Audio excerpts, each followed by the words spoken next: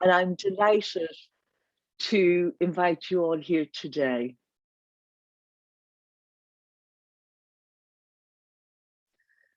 So this conference is being held here on the 14th of August 2021, and it's the beginning of the National Heritage Week.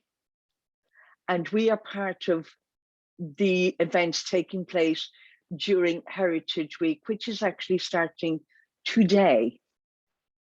And it will continue on till the 29th of August. So there are different events that are being held locally and nationally. And we're starting our own DHC Deaf Heritage Centre presentation today.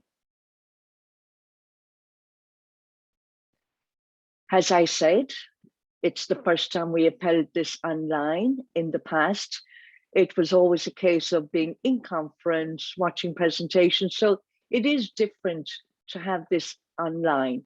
In previous conferences, we had one in 2016 that was organized by the DHC.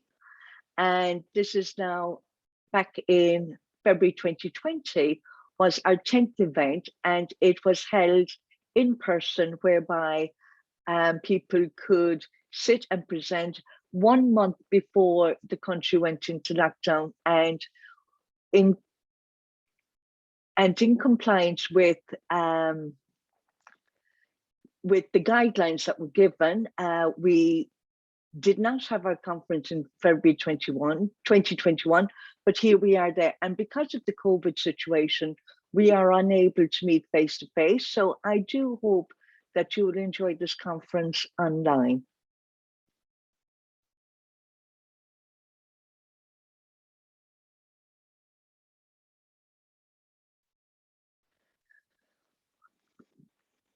So the conference is Deaf Lives Through Times and Places.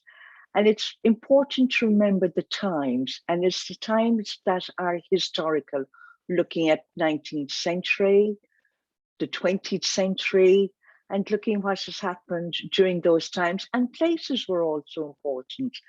That could be including deaf schools, prisons, courts. And there are a range of different deaf stories that are going to be presented about their life in the past, and they are no longer with us. And as part of research, looking at history books, it's normally about hearing politicians and so on. But very few deaf people talk about deaf, and we're hoping that this conference shows how deaf people have lived their lives in the past.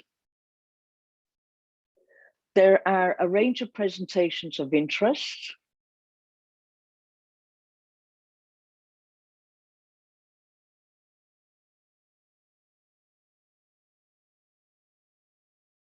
Just having an aside conversation here, just a moment. Thank you. So the conference presentations will be presented by different people that will look at the schools where deaf people have graduated from university back in the 19th century.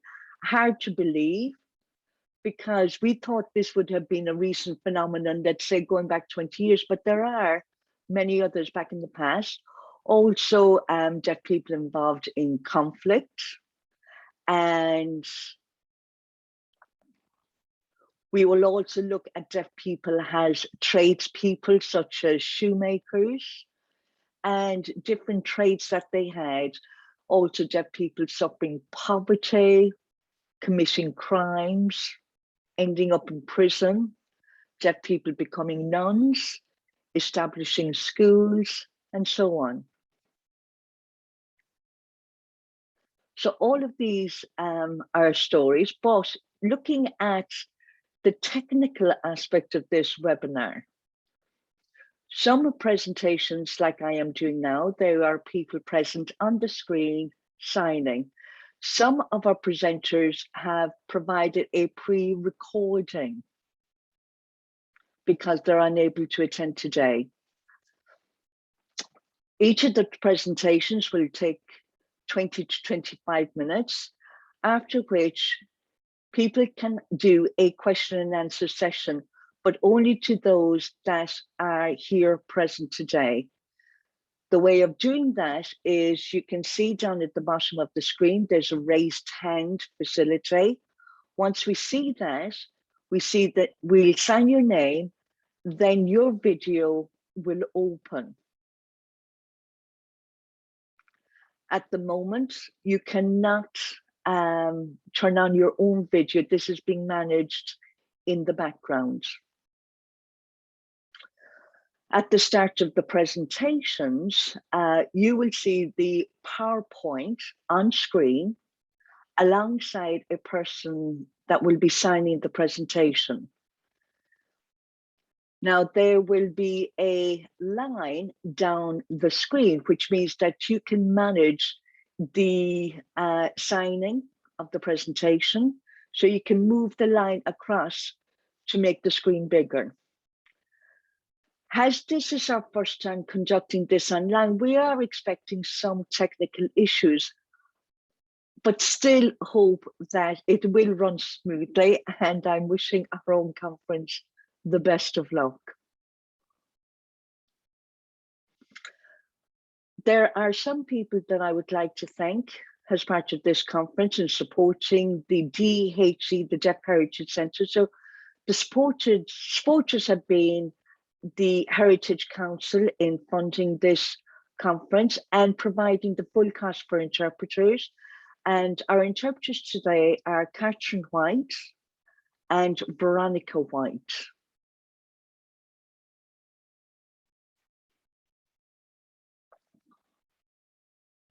We would also like to provide a dedication for people that have passed. One is Eamon McDevitt, who was shot by the British Army back in the past 50 years ago. And the anniversary will be on the 18th of August, which is next Thursday.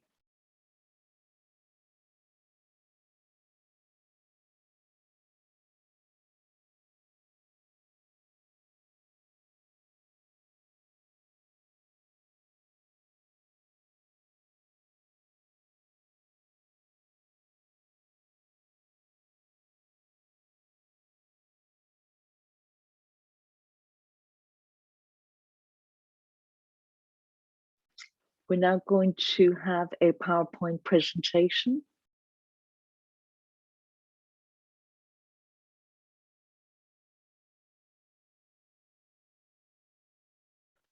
We're just waiting for the PowerPoint to appear on screen.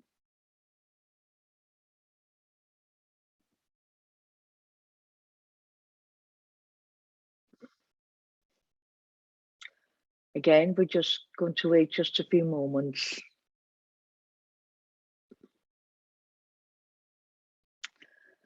We're now going to start with our first presentation and declaring the conference open.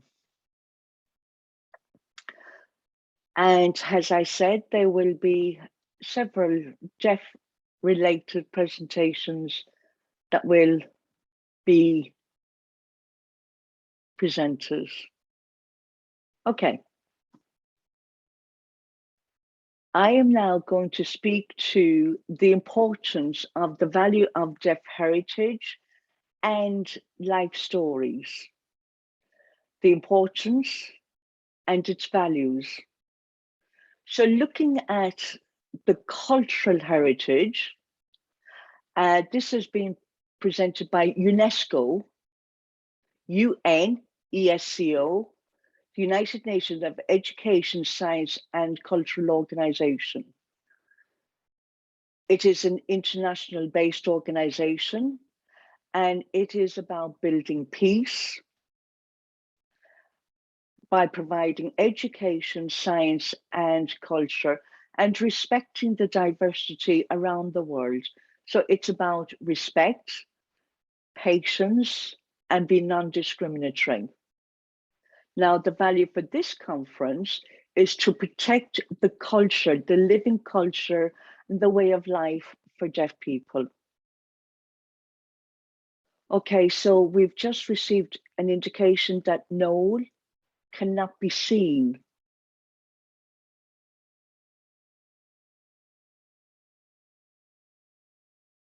Just a moment.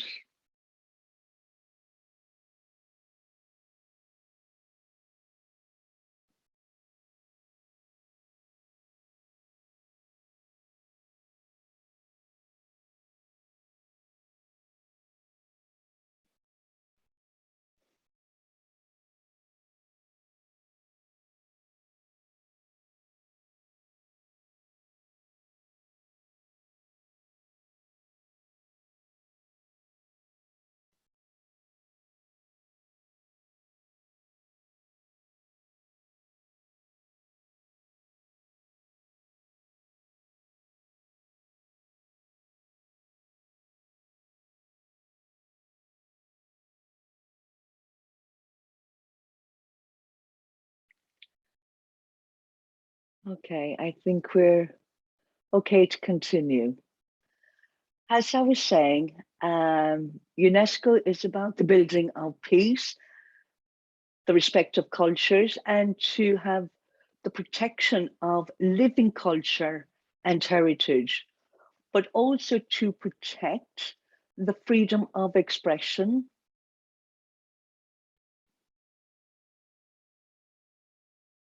Again, there's another message that has just appeared in chat. Just a moment.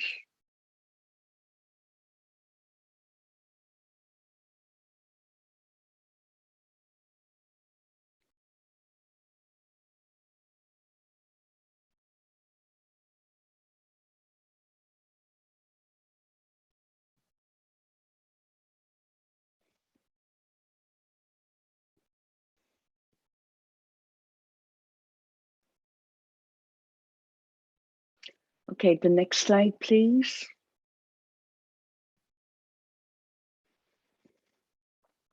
As part of culture, we've got the tangible cultural heritage that would imply buildings, books, art. So it has something that is physical that can be seen.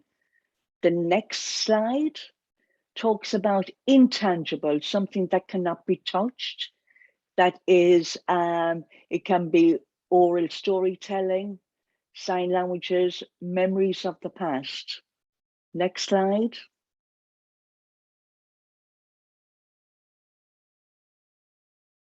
And other intangible heritage would be those that are endangered, which means that a person has stopped using a language that it has no longer used, or they've gone on to use other languages, or being colonized, being forced to use, let's say, English as a native language. However, here we talk about sign language continuing, but it's also about traditions such as Irish dancing, something that is visible, but not physical as intangible, and also music. So looking at an example of a tangible deaf heritage would be St. Joseph's School for the Deaf. It's present and you can see it. And here we've got the Thomas Mahon paintings that were involved, and you can see that quite clearly. And it is quite interesting. And also you've got the Deaf Heritage Centre where you can actually touch, and it is there as a memory going forward.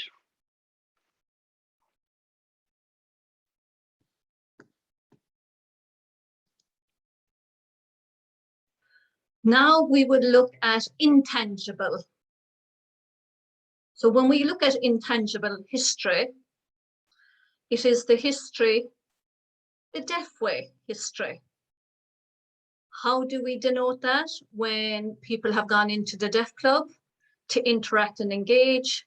Nowadays, it's by video interaction with the use of Irish Sign Language, ISL, and the language is maintained that way. So despite discrimination, oppression, the language of sign language has thrived.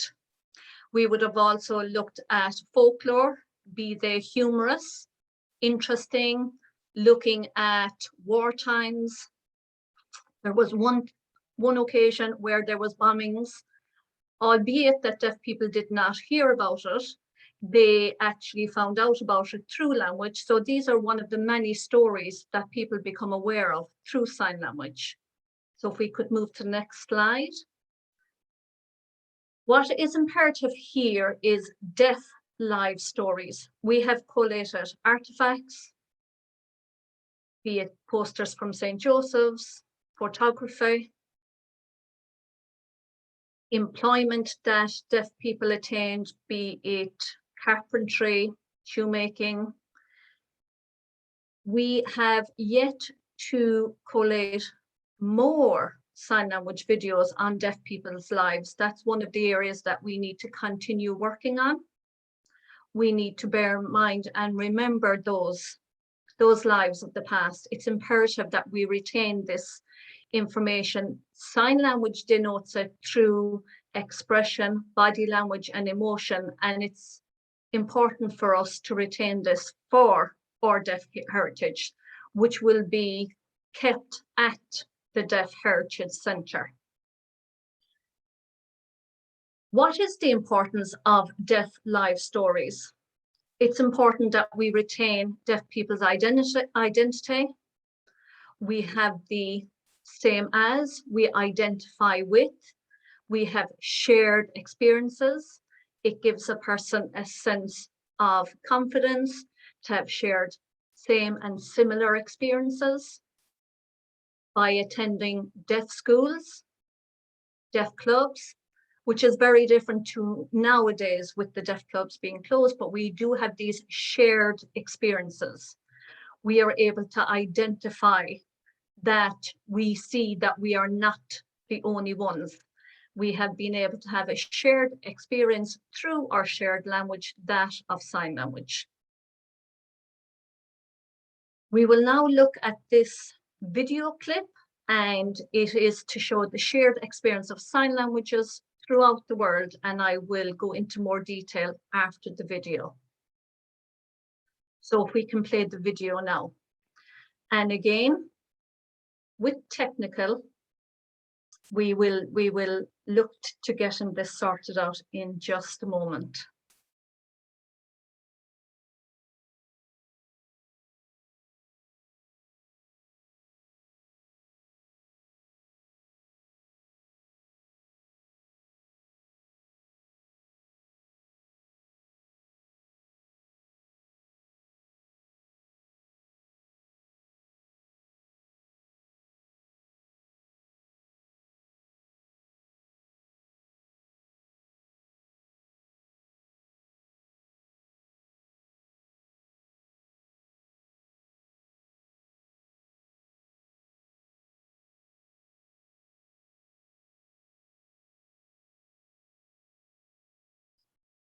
Side conversation to say that we are good to go. We may play the video.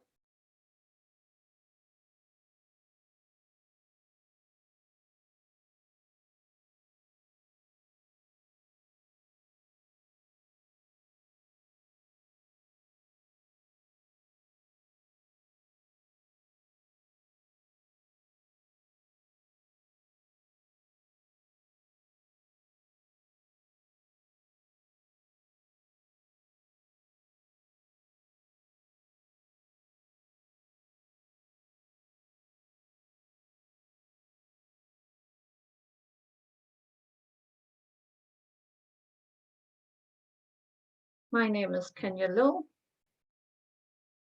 I was born in Tacoma, Washington. I'm from a small island close to China. I'm from another country far away in South America. I grew up in Detroit. I was born hearing, and became deaf at the age of 2. At about the age of 3, I became sick, and as a result of that, became deaf. I was sick, became deaf. I did not understand that as I was growing up. My parents had no idea what to do with me. My father wanted me to be hearing, and he tried to find a doctor that would allow me to regain my hearing. At the age of 4, there were people in the church who signed. When they realized I was deaf, they signed the word shoes. And I was like, oh, okay, shoes. The school was awful, very strict. When you were caught signing, you were punished by being slapped on the hands for it.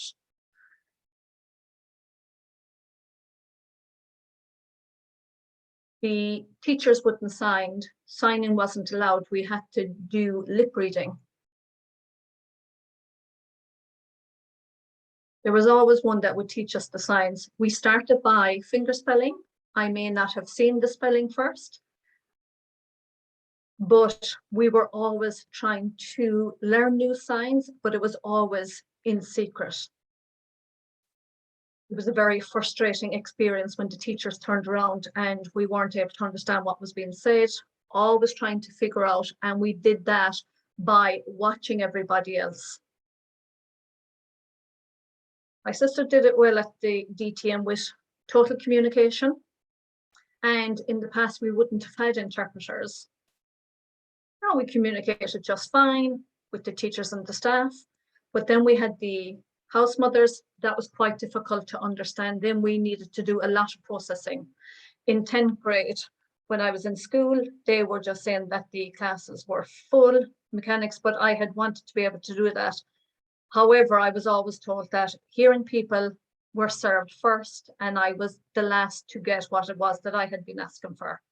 I had an interpreter for the first life in my senior year. Prior to that, I did not, which was a huge improvement, obviously, with the interpreter. When I was young and I was in psychology, did well. Then after 4 years, I switched, moved on to my master's in Western Maryland College. I then got my bachelor's degree. I majored in the dietetic program. This is me, Tom, and my graduating class.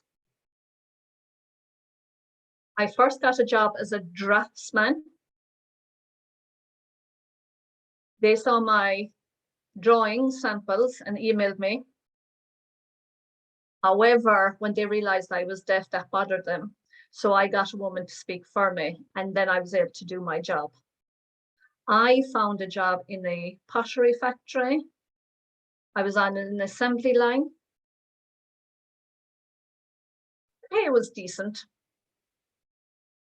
I thought I would teach ASL to begin with, and I have been doing that for the last number of years. I got a job as a technician.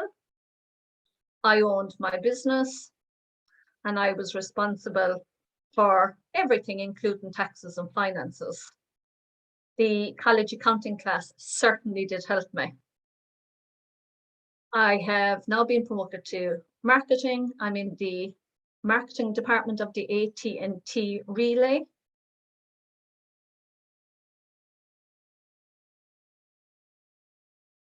So I was told by a deaf man that if I can do it, then you can do it. So when you see me and you see that I can do it, you too can do it.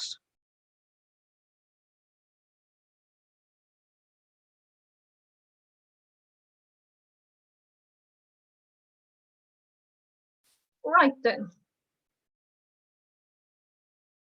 Okay, just a moment.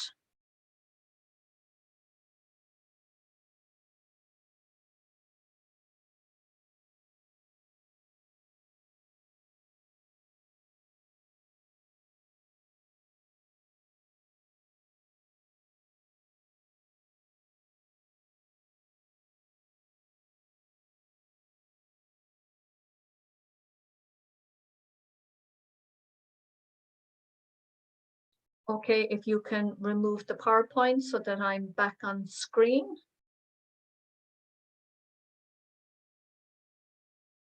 Just to ensure that the attendees can see me. The importance of these clips is to denote through sign language and sign language being recorded that the experiences of people who are deaf throughout the world are similar. The experiences of attending school, the communication issues. Some have been very successful. And what has been important is our sense of identity. Our life stories matter. When we see the presentations throughout the day, you will see the lives of deaf people and how interesting their lives have been. Presentations going forward will have some video presentations. We will be recording this session. Some presentations are pre-recorded, of which you will see.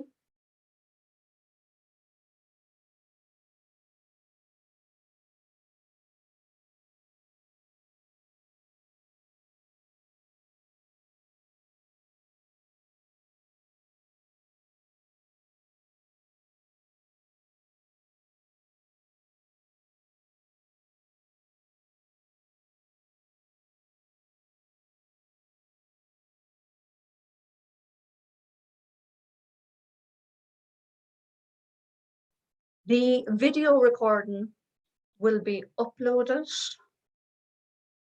So I'm going to introduce the first video, pre-recorded video presentation. I will be speaking to Irene Grende-Filos.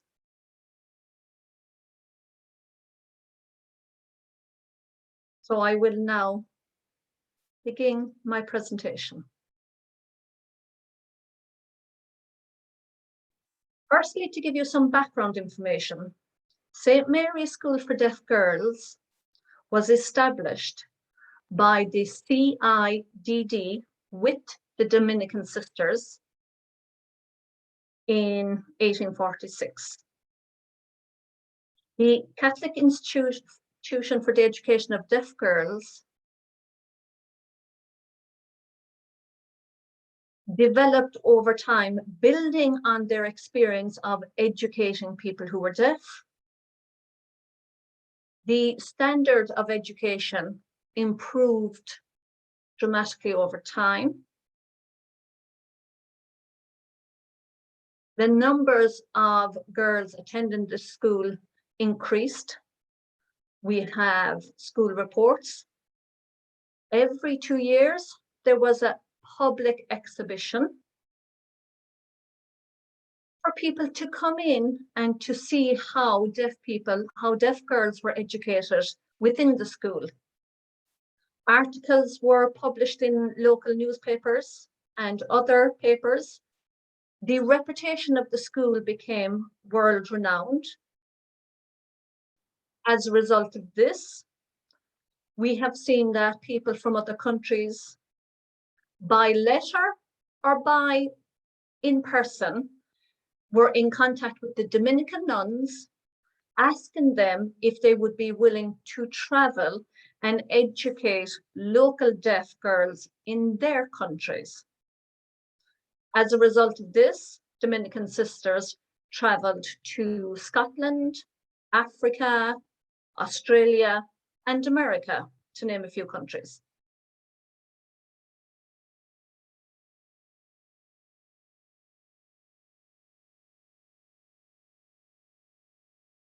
It was Irish Sign Language that was used in those other countries.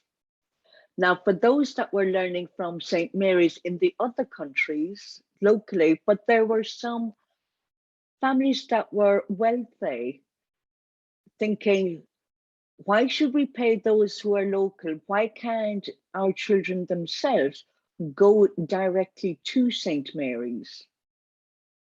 And between 1846 and 1902, more than 1,300 girls were educated in St. Mary's.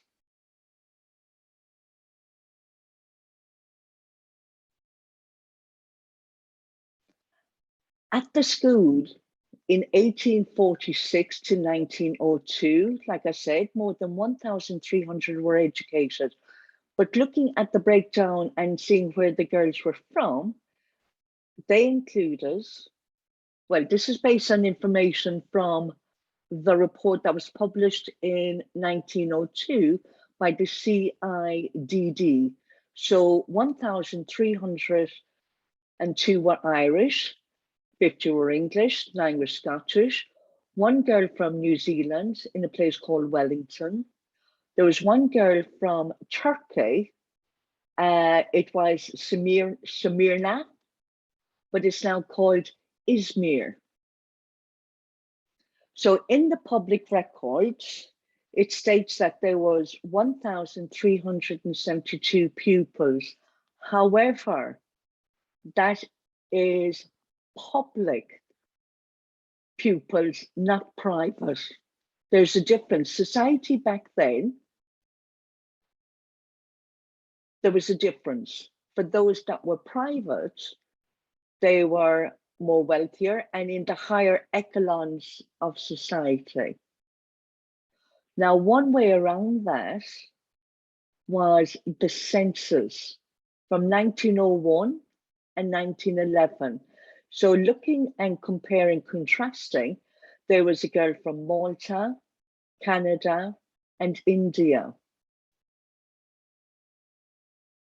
So looking at this particular girl from India, she comes from the family called Filose, Filose, and based on research, it states that the Filose family were from Naples in Italy. And one person by the name of Jean-Baptiste Filose was a young man in the late 18th century, joined the army. It was a private army, the mercenaries, and during the course of time moved to India and became a commander, a military commander in a place called Gwalior, Gwalior, India. And if you look at the map that has been highlighted to show where he was. So Filose were in the British Army, or what was called the British Raj. And one of the well-known Filose was Clement Filose. And based on research, he was a father. And based on recent research that we have been given, he may not be, but I'm going to talk about that a little bit later. So looking at Irene Filose, now the earliest mention, there wasn't by name, but there was mention made of a deaf mute lady, young lady pupil is present and has rare promise, highly intelligent and from India. And the father, who is in very high social position, intends that his child, when educated, will return to India to be in charge or to superintend an institution which he himself would establish an education for the poor deaf and dumb girls in India. So that was the plan for Irene. Now, did that happen? We have to wait and see. So this was a quote that came from a newspaper that was produced in December 1888, and it was an article regarding St. Mary's. So looking at the picture here, you can see the father's face. Now, I want you to look closely at the father's face. Now, remember what his face looks like. Now, Irene Filose, her parents, are seen in the picture, and the photo courtesy from the Dominican archives. So have a look. So as time progressed, we're going to see what happens next. Now, in 1901 census, it states that Irene, so in 1901, she was a student. In 1911, she was a teacher. So have a look at the photograph here and how she presented herself with her clothing. So this is Irene. So what did she teach? She was a seamstress.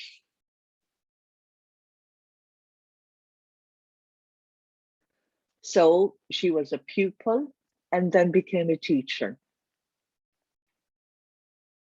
Now, remember the previous photographs that I asked you to look at the face of the father. Now look at this particular photograph. This is Sir Clement Billows. Very different facial features. Now, the father, Sir Clement Billows, but looking at the register, it has A. Billows, not C. Billows. There may be different reasons for that. Maybe he was unable to come to Ireland and asked a male relative or his brother by the name of A to register on his behalf. Or this gentleman is not the father and it is A. Billows that was the father. But let's say Clement was the father for now. Now, remember the newspaper sizes in 1888. So the father, whoever the father is, the father had plans for Irene to go back to India and to teach there or to be a superintendent of these deaf girls. That was his wish, but we do not know of Irene's wishes. Now we know now, looking back, that Irene taught in St. Mary's, not in India. Now there is a very interesting letter in the Dominican archives that mentions Irene, that gives you an insight. Now there was another private pupil by the name of Rose Nugent. Now her mother, by the name of Mary Nugent, wrote a letter to the mother prioress, and quote unquote, it says, Rosemount, near Maidstone, Kent, in England, December 31st, around about 1915. So at this point, she's a teacher and not a pupil. But Irene had written a letter at that time and said, so her full name was Irene Grande Billows. But when Irene wrote a letter, she did not include Billows. So the question was asked, has she changed her name? Does that mean her father has disowned her? The poor child. Now, it could have been gossip. It could have been something else, but we can only base what we say based on fact. But there may be one thing that could be considered. If it's a case that Clement, the father, which is in doubt, but Clement's first wife by the name of Melanie had died. He remarried, and in 1901 census, Irene was the only Billows that could be seen all around Ireland. And in 1911, there was other family members below, sisters that went to the hearing schools. So you have St. Mary's, and you also had the St. Dominican's hearing schools nearby. Now, the other siblings, such as the sister, went there.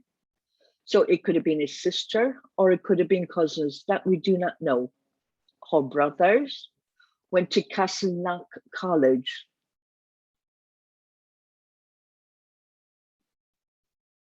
Now, at that point in time, we can only speculate. We need further facts and evidence, but interesting nonetheless. So looking at the research that we have undertaken, so this is at St. Mary's, and at the age of 47, she died from a cardiac failure on the 15th of January, 1931. Here we present the death certificate. Irene herself was buried in Glasnevin Cemetery based in Dublin. The plot is owned by the CIDD stroke Dominicans. Now, the St. Mary's Deaf Women's Group understood that there is 8 deaf women buried here without a headstone, without any names. So a group of deaf women started fundraising, and CIDP and the Dominican nuns contributed towards this, and the deaf community also contributed to ensure that there was enough for a headstone for 2 plots, one that had 47 bodies, and the other, which we're showing here, is the plot of 8. So there is now a headstone with the list of names. So Irene is now buried with 7 other deaf women from St. Mary's.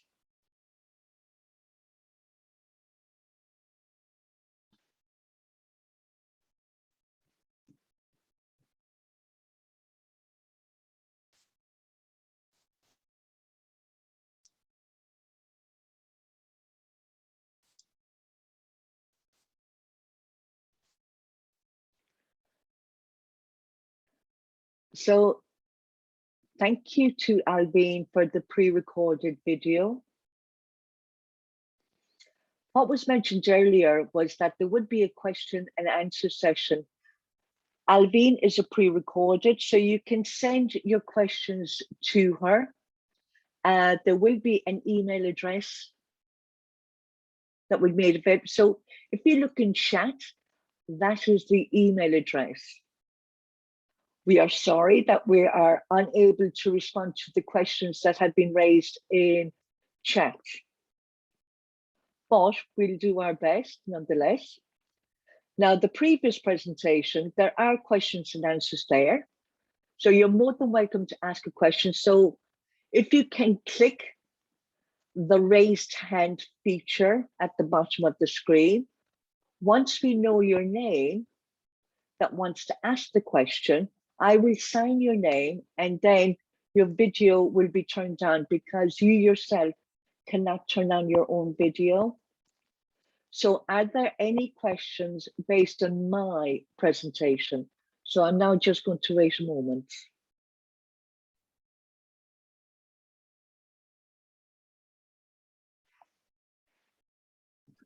No one has raised a hand yet.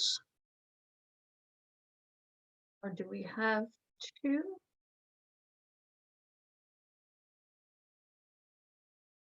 Okay, nobody has raised a hand. Click on the feature raise a hand if you have a question. You can directly email Alvin Jones on her presentation. However, I am available to answer any questions anybody may have at the moment.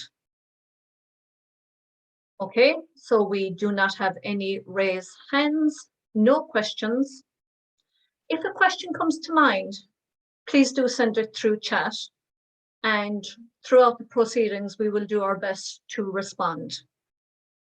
Moving on to the next presenter.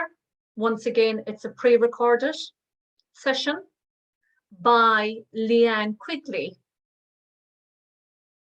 Her presentation is on Eileen Murray, a deaf person who was within the rebellion of the 1916 Rising.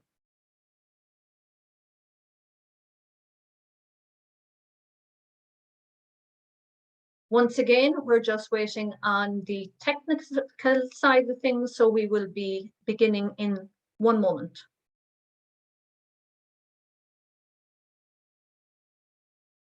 We will have it uploaded in a moment.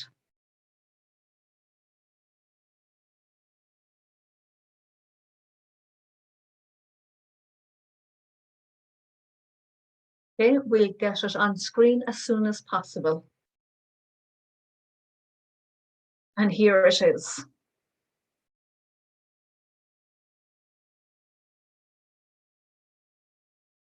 Okay, so we'll get the video started.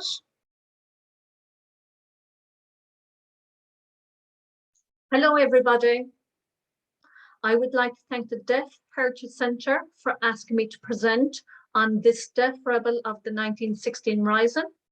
It is an honour for me to give information based on the research that I have done. I will give you two pieces of resources that I would have gained my information from.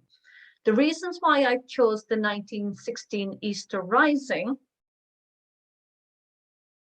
is because it is a well-known event in Ireland and throughout the world.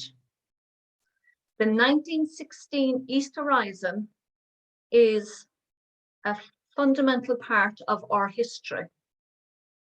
Prior to it, we had British rule for hundreds of years. There were many, many challenges with the UK and Britain to gain our independence, to govern our own country. However, that was not successful in the past. Then came the 1916 Easter Rising. We had the Volunteer Army. Buildings were occupied, such as the GPO, the Shelburne Hotel, many parks, such as St. Stephen's Green. So many places and buildings were occupied, and they were challenging Britain to ensure that they could gain their independence through this rebellion, to maintain their Irish culture, along with other things. This became global news. The leaders of the 1916 Rising were arrested, shot, killed, and the world looked on in horror. The impact of this was known for many years later. The war continued, and finally we gained independence from the UK. Now with a specific focus on the Easter Rising and looking to see if there was participation from deaf people, which there was, and the person who I will speak to today is Eileen Murray. Again, prior to going into her story, the research I obtained was through the 2016. There was the anniversary of which there was a play that I wrote about deaf people involved in the Easter Rising. As a result of my research, there was a presentation by Trinity College Dublin. We're looking at the 100th centenary of the 1916 Rising and to see who were the key players within the Rising. So the presentation was given by Dr. Carl King, whose aunt was deaf. So I attended this presentation. Also, my sources came from the military archives. Again, this was done online. So it was the military pensions collectibles, and for those who claimed pensions, we were able to attain this information be it the Easter Rising, the War of Independence, and this information they documented. So now we look at who Eileen Murray was.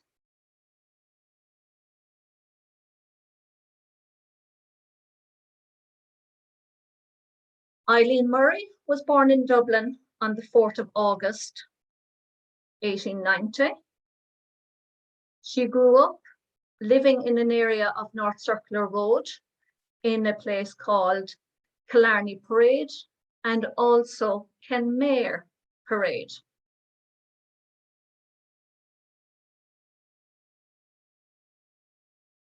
It is unknown if she attended a specific school for deaf people. We do not have this information. Her grandniece, who did give the presentation, said it would seem that she had been educated by the name of a person called Sinead de Valera. I note her name as she was married to a very well-known key figure in Ireland, Eamon de Valera. So we would look to when he was president back in the 1960s and 70s. Not sure how she was educated. Was it through sign language, speech lip reading, writing? Was there a system known as total communication at that time? These pieces of information we are uncertain about. However, where she grew up and was educated, it is known that she had the ability to read, write, read English and Irish. She was Catholic. The screenshot here is a quick synopsis of her life. This is the information that I was able to retrieve from the public presentation given by her grandniece, and also the military pensions collectibles. Also, that information I received online.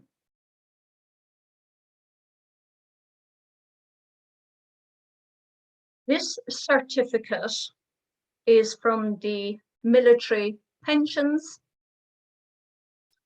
We see her name and her address. As I had mentioned, she was involved in the 1916 Easter Rising. She gave an interview when claiming for her pension.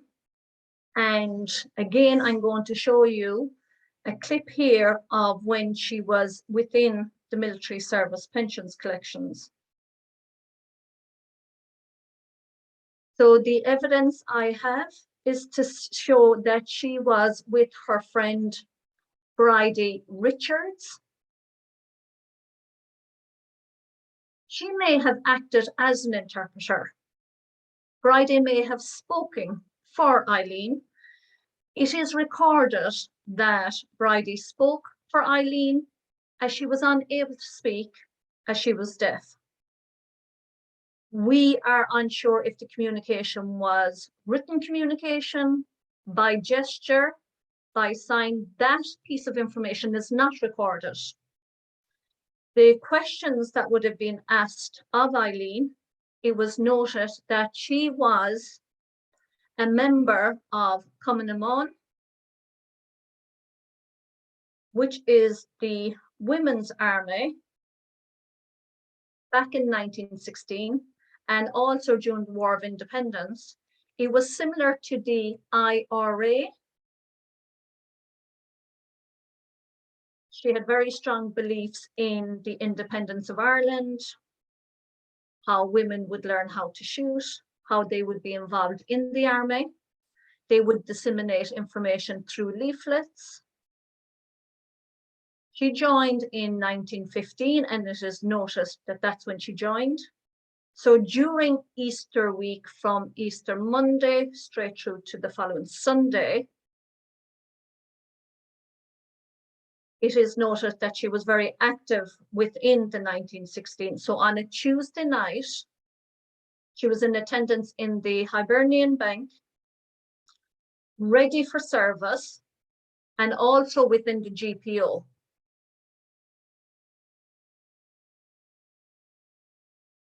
She was one of the ones that would have disseminated food to the soldiers, attended soldiers who were injured.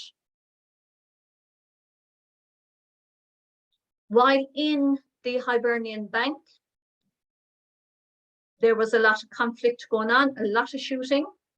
She would have been witness to a captain being shot, and as a result of that, in attendance at the funeral, they would have been there. And then one person that was in charge of the Hibernian Bank had said to both Eileen and to Bridie to please go to the GPO to disseminate this information. They spoke about the conflict. They managed to get through the shooting that was going on, arrived safely at the GPO. Again, they would have been there in service by disseminating food to all those who were there, and also would have explained the witness account of what had happened. So our very well-known leader, Padraig Pearse, had asked Eileen and her friend Bridie to please go out onto the streets, leave the GPO, and see what is happening.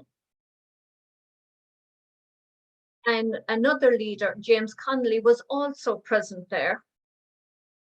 And they were asked to please go out and get feedback from society to see what their sense of the rising was, what people's opinions were of it.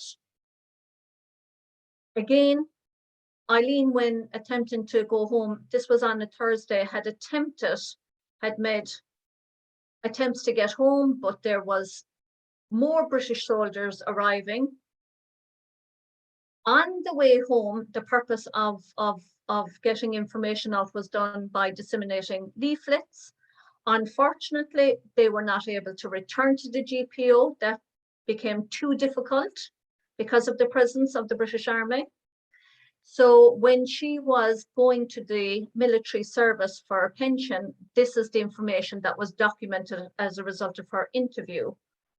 Within this picture, you will see that the GPO was very heavily invaded. It was burnt. Other buildings were heavily invaded, but not to the degree that the GPO was. Eileen may have been one of these figures here in this picture, where she was attempting to give out food while there was lots of explosions and conflict going on within the building.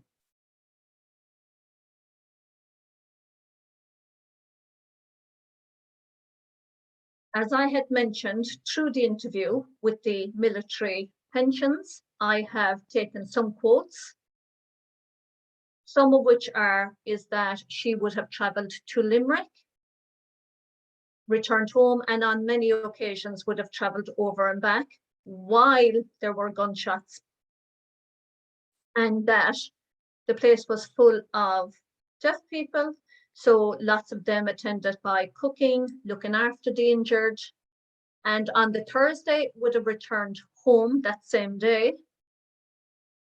And the final quote, the military asked if she had work, but was unable to get work as a result of being deaf. So if we look at these extracts, it is clear evidence on paper that there was the recording of deaf people, but unfortunately what was not stated was whether the person was a sign language user or not. This is the aftermath at the GPO.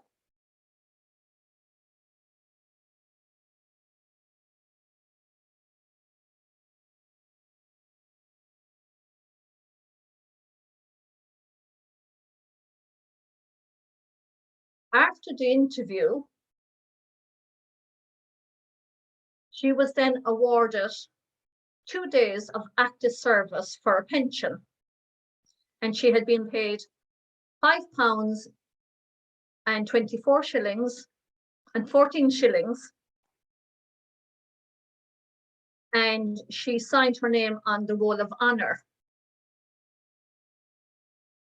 So each person who was involved in the rising was documented and recorded in this. which is a huge honor. She was also awarded the 1916 medal by the Irish government in recognition of her service in the 1916 Rising.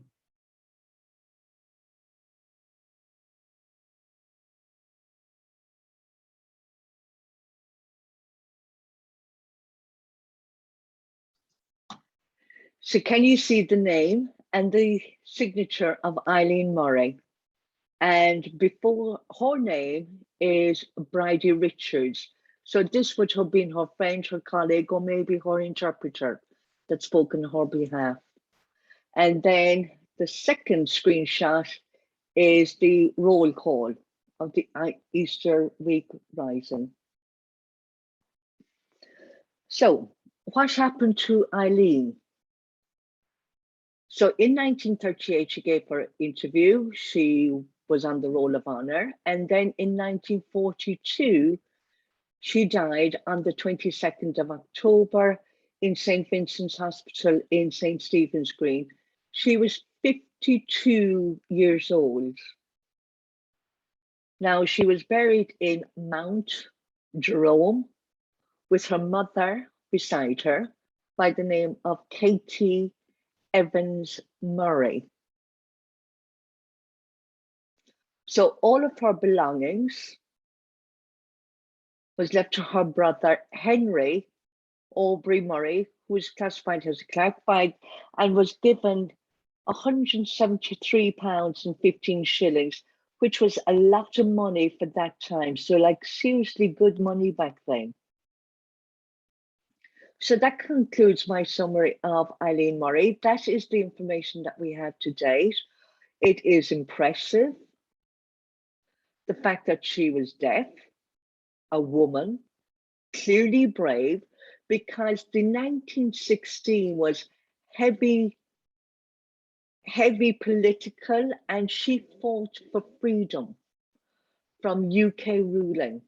She had a belief in Ireland being dependent, the encouragement of the culture, and she deserves to be recognised by name and by honour as a deaf person, but we don't know if she was a sign language user. Was she a member of the deaf community? Did she go to a deaf school?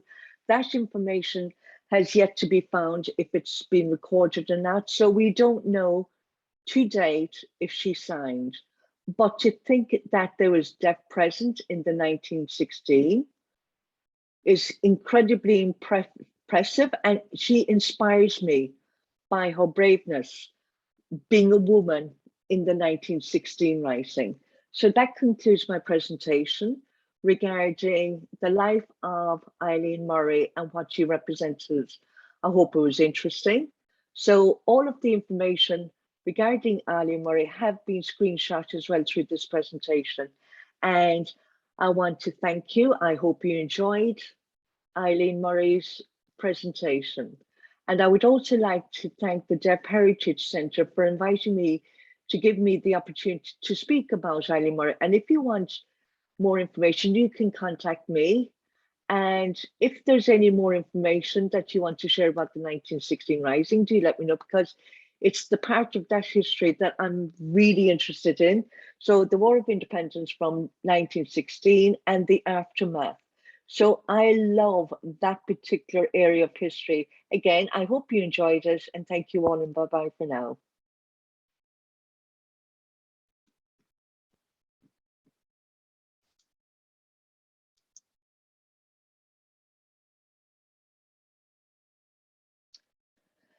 Okay, thank you.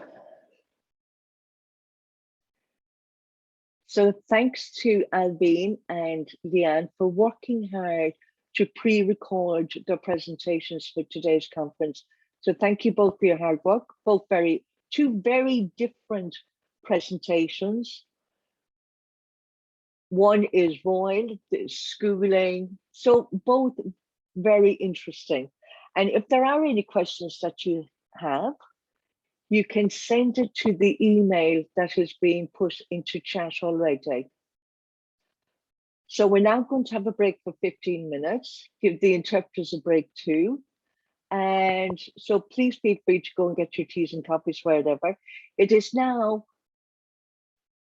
10:05. So if everybody could be back again for 10:20. And at that point will be John Bosco Conema presenting. So we'll be back here 10:20. See you after the break.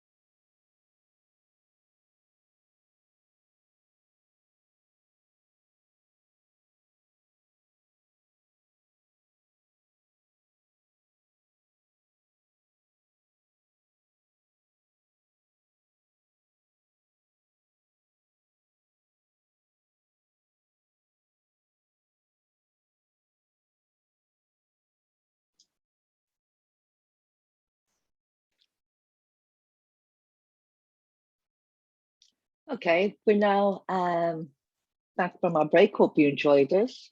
Welcome back to the next part of the presentation. Our next presenter is Dr. John Bosco Conema. He has a PhD, the first in Ireland to do so, and is the assistant professor within Trinity College Dublin. John Bosco, welcome. Thank you. Okay, I'd like to share my PowerPoint, just a moment.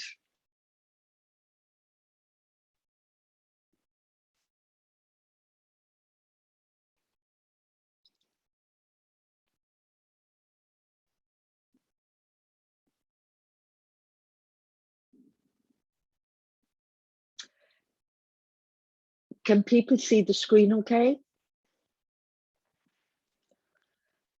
Now, I would just like to ask a point of clarification. How is it being presented on screen? Brian, it's just saying I can see you, John Bosco, and the interpreter side by side with the PowerPoint presentation to the side. Okay, thank you very much indeed. Thank you.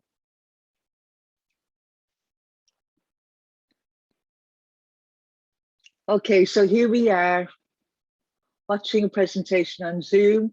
There's always going to be technical issues, but I'd like to thank you all for your patience and persevering with this.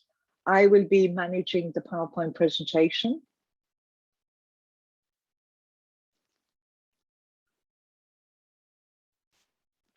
Dr. Noel has come in to say that John Bosco is not on the screen.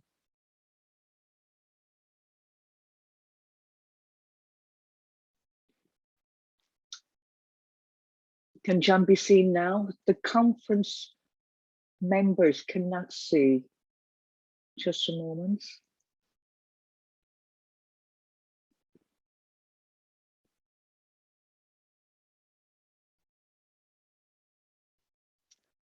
Brian saying to Noel, if I can get Noel's attention. So I can see 4 people on the screen right now.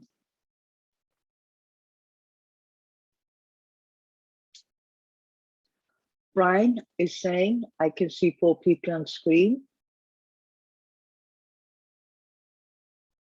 So Noel, is everything okay? John is saying, yes, can see 4. So some will turn off their videos. So back over to you, John Bosco. Okay, so this is looking good. Brian's just saying, I can see 4 people on screen and the PowerPoint presentation. Noel is saying no. Brian is saying yes.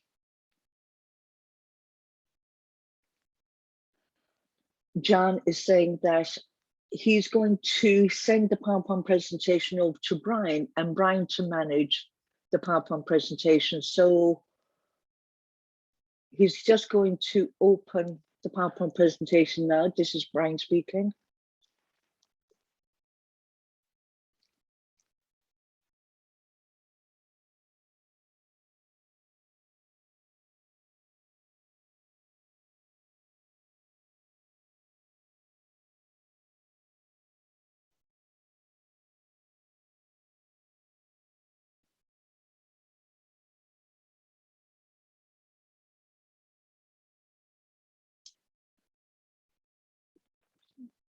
John is just saying to Brian, I'm actually going to send you another email because the one that's just come up on screen is actually the old version.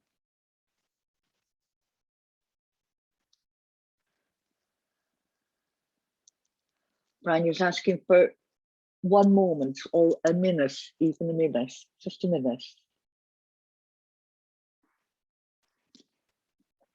John Bosco is saying, apologies, but we know what it's like to have technology issues.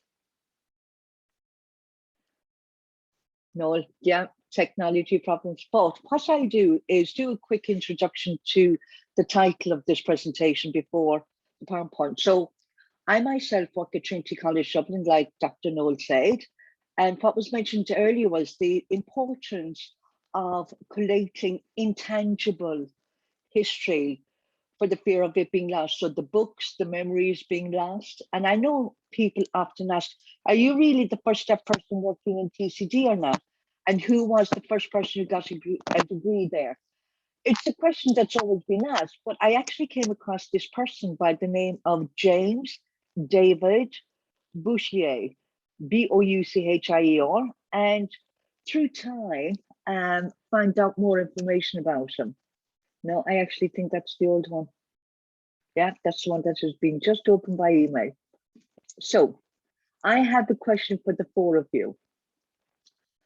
Noel, can you see four people on screen and the PowerPoint presentation? John is saying yes, Noel is saying no. Only the interpreter is on the screen and the PowerPoint. Brian, I don't understand this. Like, I truly do not understand why this is happening. Catherine White. Okay, so we're now saying yes, yes, yes on the chat. Okay, so we're getting a yes from all of the participants in chat. But there is one person that cannot. So all bar one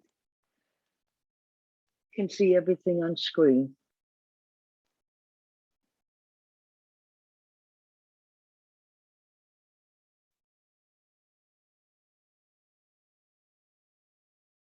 No, it's just saying that's much better now. Yes, can see John Bosco, myself, and Catherine. Okay, and the participants can also see as well. So this is looking good.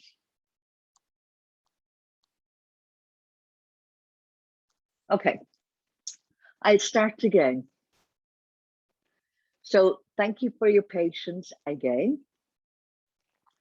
I have mentioned the title and quote unquote saying deaf because we still don't know whether or not he is, but there's elements that I will be speaking to, bearing in mind that I work at TCD, where I've been asked who is the person that's got the first degree. Was it me or was it somebody else? So I'm going to very quickly introduce James David Bouchier, and I'm going to do it for JS for short. Just checking the chat. Some people are saying they still can't see.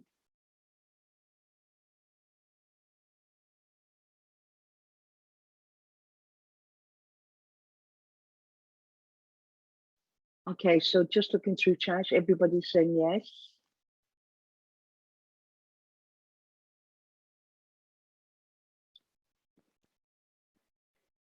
If you are on the phone or iPad, it is actually difficult. You're best to go to a laptop or a computer.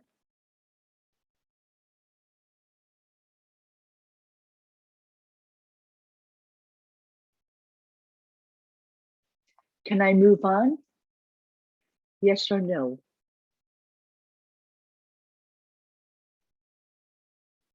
Okay then. So the next slide, please.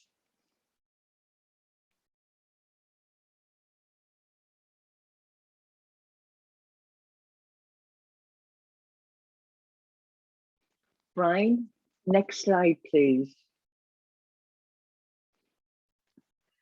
So very quickly, there are two quote unquote deaf people in Trinity. To the left, the gentleman with the glasses. He was Church of Ireland, a clergyman, early deafened, and Rachel Pollard has already written about him in a book. He was a sign language, he used sign language, and this is stated by Henry Pollard, who was able to confirm that. He graduated with a BA, an MA from TCD. So is he the first step person? We have yet to know that. We know about the women, but bearing in mind in Ireland, women were not allowed to attend university or complete their education. So they were discriminated in that sense. So is there somebody prior to our Reverend here? We don't know. Now to the right with the ear trumpet, which is a fantastic photograph, is a staff member. Higher up, I think quite possibly would have been hard of hearing. So if you look at the word here, Gwyn, Gwynn, is a family from Scotland, strongly involved with TCD, strongly involved with the independence from the UK, even though came from the Church of Ireland. So became deafened, and through the lockdown and walking within the 2-kilometer restrictions, I had the opportunity of finding out about him. And his grave is over in the White Graveyard, a beautiful monument in its place. So those are two that I have found, but I have not completed my research. But just look at the titles that they have had. Very impressive. The next slide is James himself. You can see, was he cold or was it just a natural face position that he had? But here we are, quote unquote, deaf, because it is open to interpretation. It is up to you to decide, but he had graduated. He was a teacher, a journalist, a political activist, a mediator, amongst others. Now, I have not looked at all of his achievements as yet, but I want those who wrote about James and look at what it is that they have had to say about him. And the issue of him and his deafness, a lot of it negative connotations plus positive. But regardless, he was still an achiever of many things. The next slide, please. So what I tried to do was structure this presentation about who is James? Is he deaf? It's a famous question worldwide. As Noel said, people who say, are we the same? Are we different? Do we have a sense of belonging? All of that. So what I want to do is talk about other people's perceptions of him. What is it that they had thought of James? And then at the end, I will give you my point of view, and I hope you're going to enjoy it. Next slide, please. So have a look at the photographs for a moment. He was well known in Bulgaria. There's two different name signs for Bulgaria. Well known there. He was considered a hero, but in Ireland he is unknown. Who is this man? But he was well known. He was born in County Limerick, but moved to County Kilkenny. And he said Kilkenny was his home. He never said Limerick. But Limerick have done a lot about him. So this is interesting. He graduated in 1873. He achieved a gold medal. So if you're in the top of your class, you pass everything, you pass all of your exams, assessments, you are honored with a gold medal. This is what he achieved in TCD. He went to Cambridge in England and achieved high status there, and became an Eton College, which is a very rich private university. So high echelons, worked there for 10 years. As time progressed, he went to the Times newspaper in England and was a journalist. So if you looked at Romania, Greece, and Albania, all of those places, he wrote about that. He became a mediator as a journalist and deaf. Wow, really? Okay, a mediator. And the higher up in government and royalty would have private dialogues with them. That shows confidence in him. And he was clearly a trusted person. Now, he died in Sofia in 1920.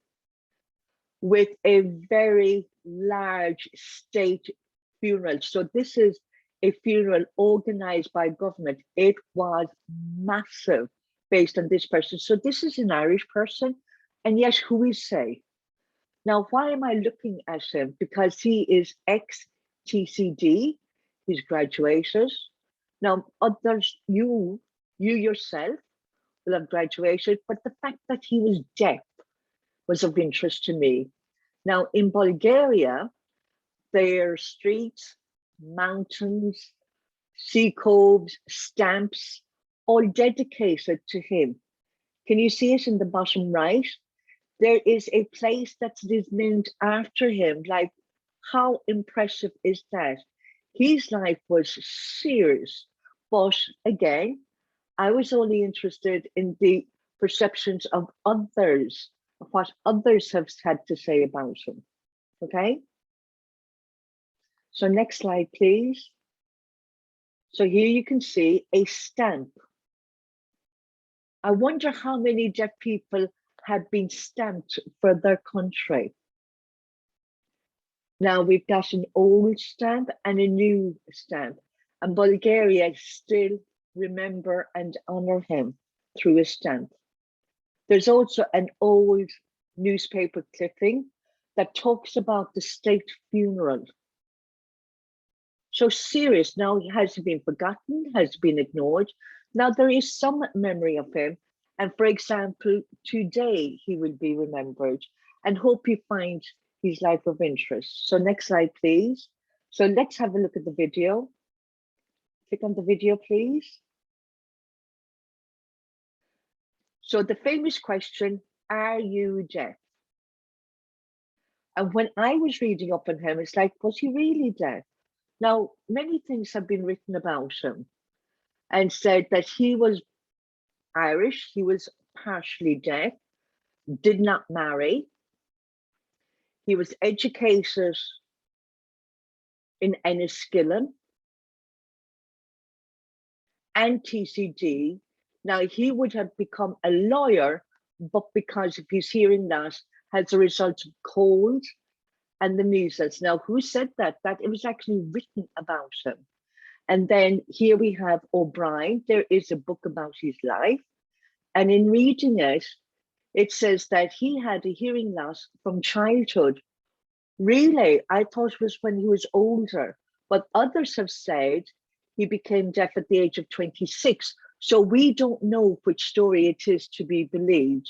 And also, in the biography online that you will see on this presentation, he was, despite his deafness, he was a charming conversationalist, a linguist, and a musician.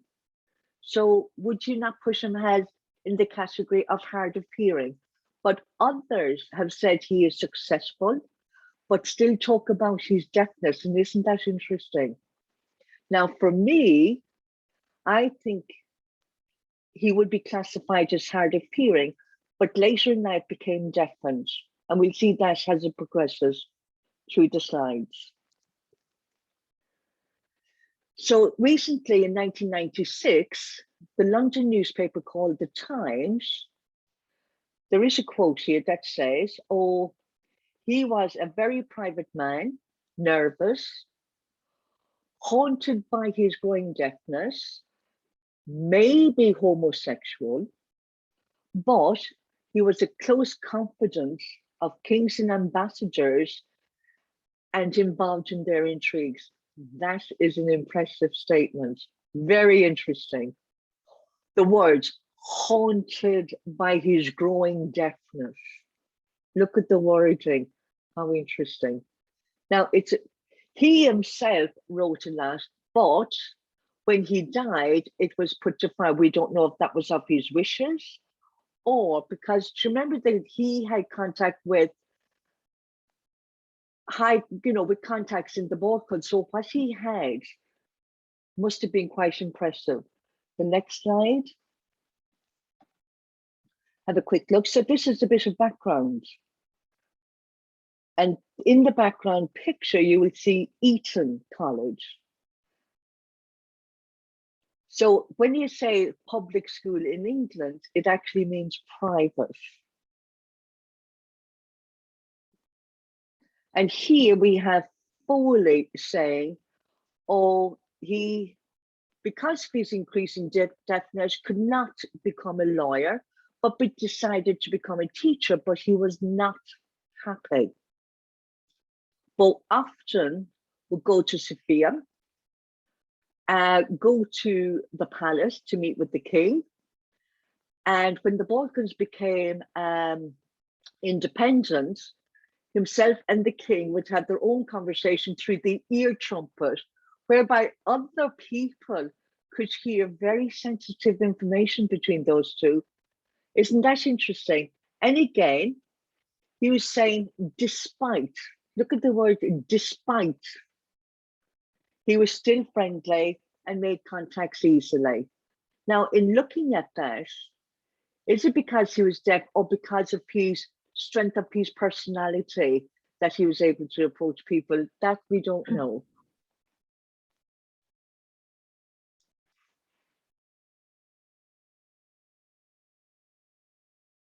In the Irish Times article of 2008, it states the person became a hero in Bulgaria. It mentions the word deaf included in this, which is an interesting point. Became a lawyer, but as a result of that, because of the cold, measles. Again, look at the label of being deaf. He was promoted as a teacher, but unfortunately stayed in the same position for 10 years. So look at the views. Very, very interesting. They kept on looking to his deafness, while it could have been the system that discriminated him. Is that okay? We'll now move on to the next screen. With all of the articles that were of a negative connotation, I finally found a positive deaf gain. So if we look at this, a staunch advocate of independence for nationalities under the Turkish rule and of a Balkan federation. He won by his honesty and his disinterestedness of the trust and affection of peasants and peasants alike. He was often entrusted with the role of intermediary by the region's warring factions. His deafness generally proven more of an asset than a handicap. So this is a positive, a deaf gain. Is it? Is it not? I myself don't know who he was as a character.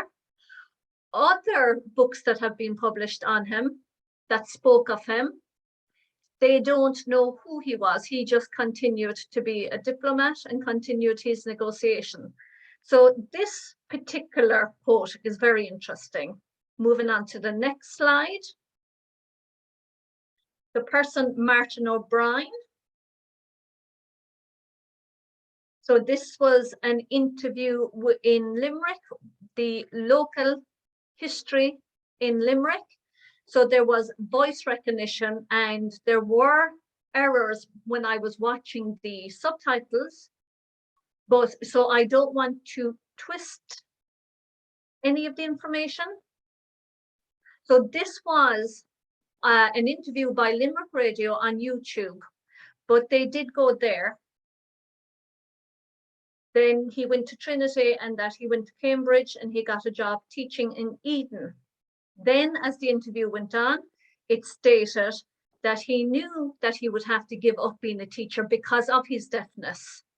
Another interesting point. Was it due to lack of access? Did he admit it himself? I am unsure of this, I don't know. So again, another interesting point. This was voice recognition of his interview, but you can see the link down at the bottom right-hand corner. I think the interview consisted of an hour and a half interview. Okay, to the next one. Another interesting book, The Grandmother and the Wolf and Wolf Tone, a very well-known leader in the 1798 rebellion.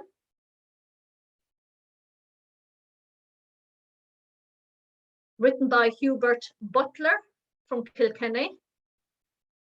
He had met with James as an older man, and he was stated that he was so deaf, hunched over, couldn't communicate. This was 1919, a year prior to his death. In it, he wrote that he was a bad teacher. Another interesting point. Even though he was very deaf, he was unable to manage the class, to discipline the class. One evening, as he was teaching, all of the boys decided to turn off the lights. He couldn't figure out what it was. The boys lit a fire and escaped and just was not able to manage it. So over a 10-year period became more deaf, and as a result of that was fired, unable to do his job. So it's just interesting to see these different perspectives, and at the same time constantly being accused as a result of his deafness. The author here said that James, as a deaf person, was discriminated as a result of being handicapped. That was the language of the time. Yet he was a man of tenacity. And I think, hello, if I was to read this, these are the views, and yet look at the skills that deaf people have in terms of using the phone, again, asking the porter to make calls on his behalf. There was written communication, there was private negotiations, spoke very well, while despite being unable to hear. But so it's interesting how he is perceived in this particular, by this particular author. On to the next point. James, I'm sure you agree, he achieved a lot of success. I think it is more likely that I would label him as hard of hearing. However, he had a very interesting life. Again, I am unsure of whether to label him deaf, hard of hearing, sign language user. It would seem that it was more like that he was hard of hearing. I would like to investigate and research other people who have written about him and to see how he was perceived. Despite all of his achievements, they spoke to his deafness. It seems to be of a negative connotation. It's an experience that I have experienced myself, as I'm sure many of you have. First point of contact, the perception is of me as a deaf person, a perception of those of us who are of a different race, color, creed, which is always interesting. I admire him when we think back to the 1900s. He didn't fly, however, he took the boat to the Balkans, negotiated in other languages, was able to communicate in Bulgarian, Greek, other languages, and he was trusted with these negotiations. Very, very successful because of these peaceful negotiations. He was well respected. We can see the newer stamp that is now in existence. There is a woman here who has a deaf lady by the name of Sofia Kalanova, currently studying here in Ireland as a barrister. When I had a conversation with her with regard to this person, they had said that the street is well known, he's a very well-known name over there. However, the point of interest for her was that she was not aware of his deafness. So within Bulgaria, he is very well known. I continue my research into this interesting character. Very conflicting views on him as a child and whatnot. So there are still deliberations on this. However, I will continue to look at him from his time in TCD and to look at, was he deaf? or as a result of his illness, became deaf. And this is a point that is once again interesting about him, is the belief in countries being independent, such as Turkish rule, just as we have it here in Ireland. It says much, but what was interesting is the evictions. The landlord evicting people, and so lots have been written on that in Ireland, that it was wrong. So internally, there may have been a sense that that's what was wanted, but may not have been stated so clearly. Okay, so that concludes my presentation for now. Thank you very much.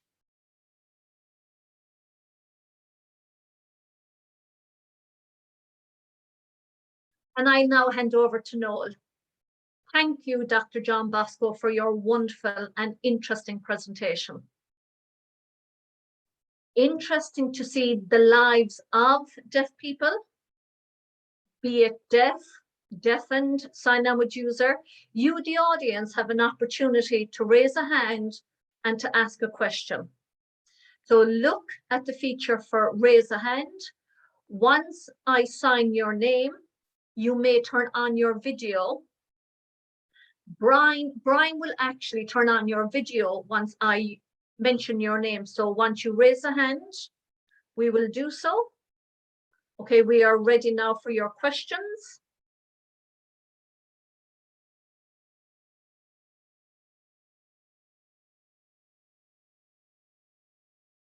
And so we now have a question from Gay.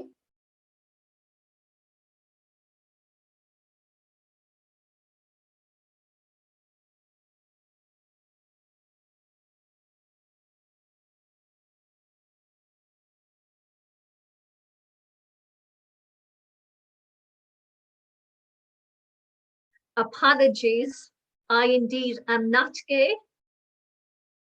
So anyway, sorry, I did not mean to label myself as gay. However, as I was watching your presentation, it brought lots of thoughts to mind. Trinity College Dublin as a very elite academic arena, president, oppressed women. So historically, when we look at all these features, as young deaf people attending Trinity College Dublin, do you think that they do not want to accept people who are deaf, just like they did not want to accept women or people of a different color or race? So when you think of a deafened person, I just like to hand it over to you for your thoughts on that point. Hopefully my point has been clear, Dr. John Bosco. Yes, what I would like to do is to know more facts. I don't want to make assumptions. I would like to know exactly when he became deaf. Yes, Trinity College Dublin is an elite institution. It has discriminated in the past. It has received its money from slavery. This is how the building is in existence. This is how that money has been attained, which is quite embarrassing for modern day Trinity College Dublin. However, in the past, they may not have been aware when the person was admitted as to the level of deafness, as well as other institutions. Women dressed as being male, and so maybe he got in on admissions by not noting his deafness. Because he was able to speak, maybe they did not realize that he was in fact deafened. Now, this is all of my thoughts on it. We are looking into more facts. That's great. Thanks very much.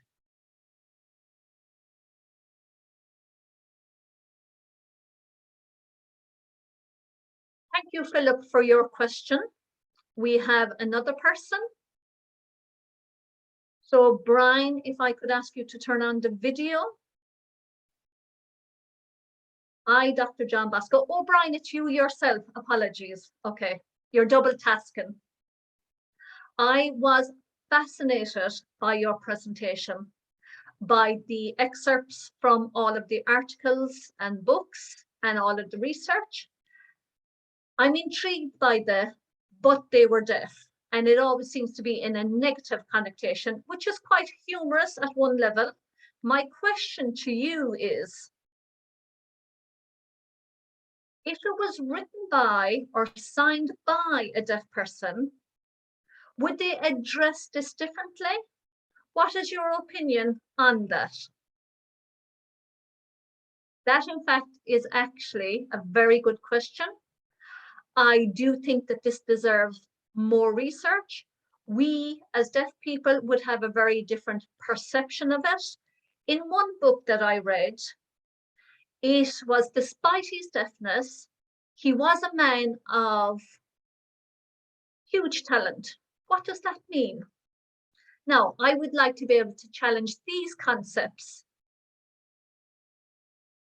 He had these natural talents, but they kept on identifying him as deafened.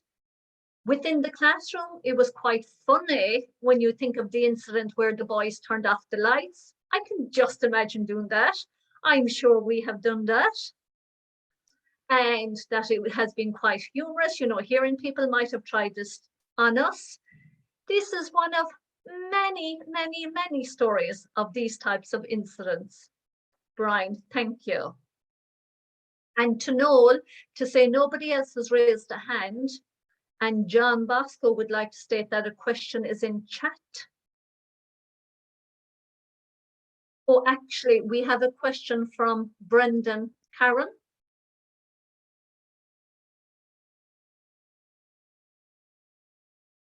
Brendan, the question is, at the European Deaf Conference, would this person be recognised? Oh, apologies. He has been recognised in Deaf European Parliament. Apologies from the interpreter. And if we could ask for his video to be turned on.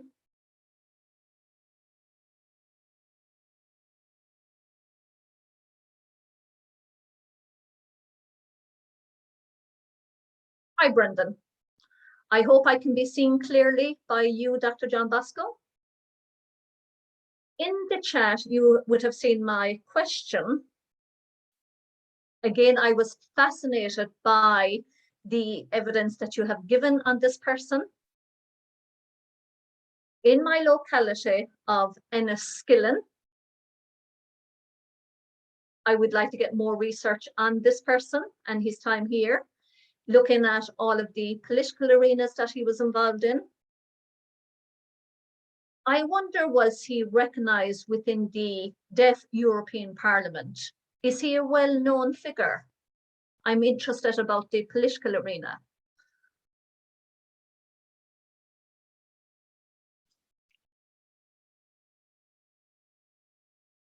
Okay, we're just going to have an interpreter swap.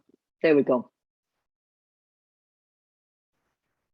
You're right about Enniskillen. I think the school was called Portaroyal. So yeah, if you can go in there. So a lot of famous people went there, particularly for those of a Protestant background. That aside, I don't think he's known in Europe. I think it was only Bulgaria where he was known. But everywhere else, the answer is no.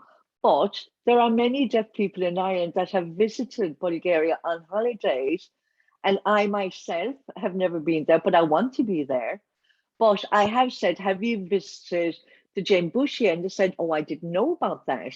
Like they've actually walked past without giving it any consideration. So that part is interesting.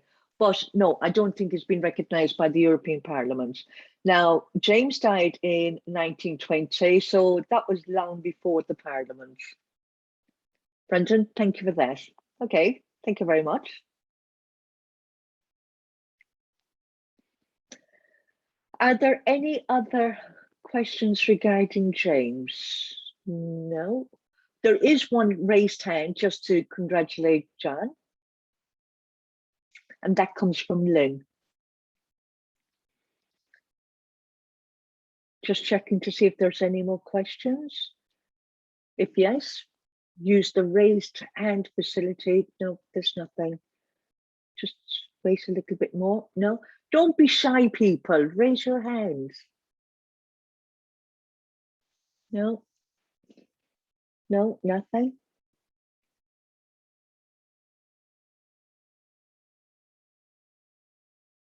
I think there is one more. John is asking who would that be? Liam Breen. So Liam Breen.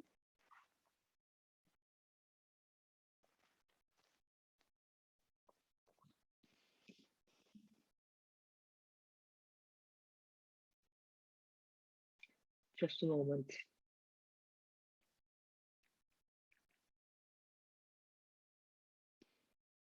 We're still waiting. Disappeared. Okay. I think we've got him now.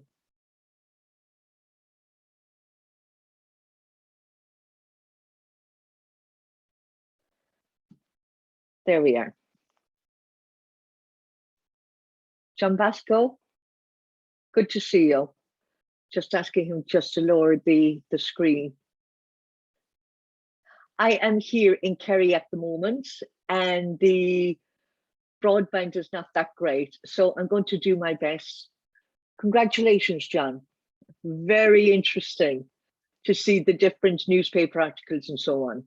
Now, in terms of the writing of books and so on, if you take, for example, the Kells book, you know, it's quite extensive where they have information about death. So there is information out there. There's more to be sought. And there's one book that I found here in Kerry, and it talked about the school, made for very interesting reading, and sent it over for somebody that was interested in research. And there's like one really old story back in the 1830s. And they spoke about Dr. O'Brien. And, you know, so there are elements that are out there. So there's more to be sought, but I want to commend you on the research that you have done regarding James, and thank you. Liam, you're absolutely right. There is more out there that we don't know about. More work needs to be done, more time is needed to do the research, and interested. Now, TCD and other universities, I would say, yes, now we know that TCD has got the longest standing, and there's a library that's out there. So what I have done here today is actually my hobby. But after today, I think I will progress further in finding out more about James and the other perspectives about him. But I do hope that you felt some kind of a relation with him. And maybe someone said, oh, other people are saying, still saying that today, same old, same old. What was said back then is being said today. Liam, thank you. Noel, over to Liam, saying thank you to Noel, Liam as well. So I think that's it. No more raised hands. John is just saying, thank you very much. Thank you for the most wonderful presentation. And thank you for the audience participation as well. It's good to show a strength of feeling regarding these presentations. So thank you, John. Okay, I'm going to turn off the camera.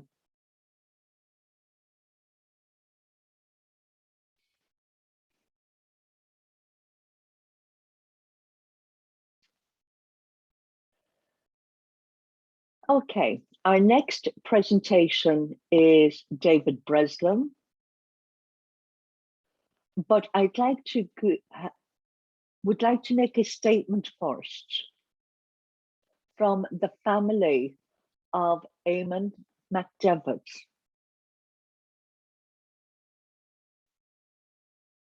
So do we have David on screen?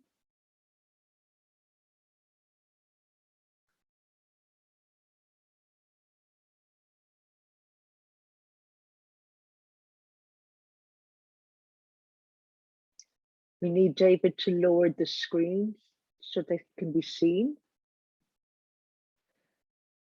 If you could move back just a little bit, David.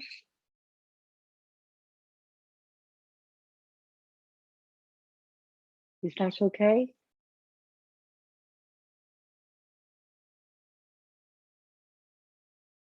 Asking David to be centered. Yeah, that's looking good. Stay as you are there, David. So you're not to present quite yet. Just a moment, David. So David's presentation will be about Dave Eamon McDevitt. He himself was shot 50 years ago on the 18th of August, 1971. David's presentation will be about him and the work that he has done. But first, it's the 50th anniversary of Eamon in August, and the family wanted him to be remembered for his 50th anniversary. So they've been a long time campaigning to seek an apology and justice that they have yet to achieve, and it's still in progress. So the family have given us a statement that I will translate now into ISL, and it's an important statement. And it was presented, and it was to be presented here. So at the beginning, we had said that this conference is dedicated and in memory of the death of Eamon McDevitt and being shot.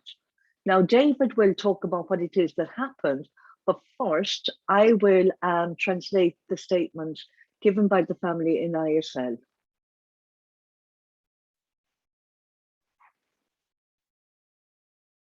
So this is the written statement from Eamon's brother. And here it says, on Thursday, the 18th of August, 2021, which is the marking of the 50th anniversary of my brother Eamon, who was shot and killed by the British Army in the hometown of Strabane in County Tyrone, Northern Ireland. Eamon's parents had 10 children, 5 girls and 5 boys. He became deaf through meningitis. And there was no mention of an age, but grew up confident, independent, and received a good education at St. Joseph's in Dublin. Eamon himself loved to visit home and to be with family, and also loved going back to school to his close friends, and continued a relationship with all of his friends after school, and they had remained. Now, he was deaf. His deafness did not matter because he was an effective communicator. Eamon left school and then became a worker in Strabane. He had grown up with women that fancied him. He had a great sense of humor. He was confident, and everyone knew of him in Strabane. He was well known. And on the 18th of August, 1971, he was shot by the British Army. The family were incredibly upset. It changed their life forever. Eamon is still loved by his family, by his parents and his siblings. They had a deep love for Eamon. Now, the family have lobbied and campaigned since his death because he was an innocent man. He was not involved in any of the shootings. He was just a civilian doing normal things of walking. The family have been incredibly angry, as well as the deaf community have expressed an anger because of, but had heard of the upset by the deaf community in Dublin and the campaign and the marching that was done. So the family were quite emotional knowing that. Now, the family have lobbied for 50 years for justice. They want an apology from the British government, but they have refused to provide that apology. Now, the family have found out in 1975 through the, I'm not quite sure how to pronounce it, but it begins with P, the Centre, which is the Centre for Justice, over with other people that have died, but have found out through that centre that the British knew that he was not a terrorist, but they refused to listen.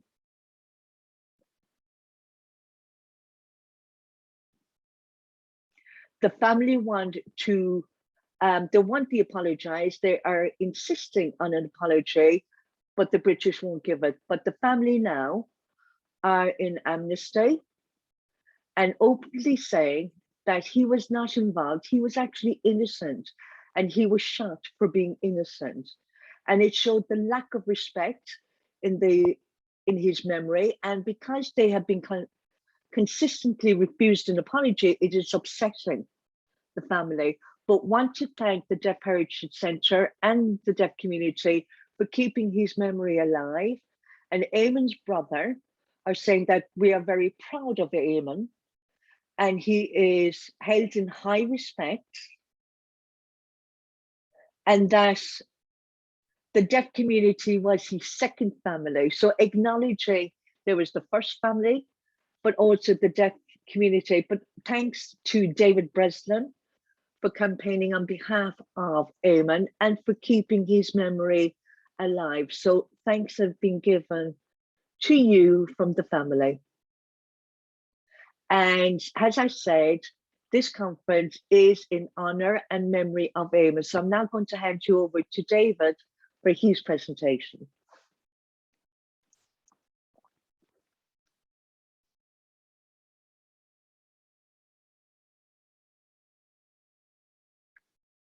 May I begin?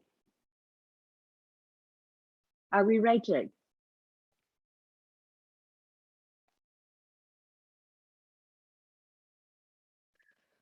Here we are talking about Eamon McDevitt, and to talk about his life during the Troubles in Northern Ireland. Next slide. So this is a picture of Eamon, and he's got a name sign ED. Now, he was well known at our school. He was funny, he had a sense of humor, forever teasing, also had red hair. Now, when I and my wife had looked at all of the Troubles in Northern Ireland, there was no subtitles on television, but I looked at a face at one point and I said, I think I know that face. Wasn't quite sure, but I had to wait until the next day to look at the newspaper article to find out that it was Eamon that was shot and killed. I knew him at school. So it caused me to think, and I thought it would be best to go to the Deaf Club in Rathmines. All of our deaf friends were there. We shared this information, shared the newspaper article, thought how horrible it was that he was shot and killed. And why was he shot? So then we made the decision to talk about Eamon. We looked at organizing a protest. So deaf people were unsure, some were saying yes and some were unsure. We thought we need to protect our people and disabled people and being shot by the British Army, But through time, people had said yes, agreed to come together and join me in planning a protest march. We had met with people in Dublin, and I think what he's saying now is in Strabane. So we looked at planning this protest. We collected names of over 70 to 100 deaf people that were willing to be part of this protest. The next slide.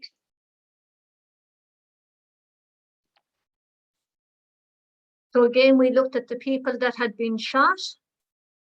Eamon McDevitt was amongst hearing people within the clashes, during the shootings, throughout the injuries, would have saw injuries close by.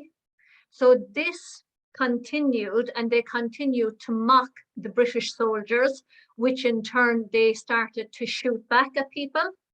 And it was stated, please do not shoot, he is deaf, but they ignored them, used foul language and shot him in the face, and asked why was he shot, and they stated he had a gun, when in actual fact it was not a gun, it was a 5.75-inch bullet. So it was deemed, shown how cruel they were. Again, there is this article, and this was stating how terrible the atrocity of killing this person who was deaf. It continued to state that it wasn't. So I was absolutely adamant to make a plan, to organise a march, get permission from An Garda Síochána, write an article on it, make placards. So placards were made. We continued our collaborations, went to the Garda station, sought permission to organise a march on the 28th of August at 3 p.m.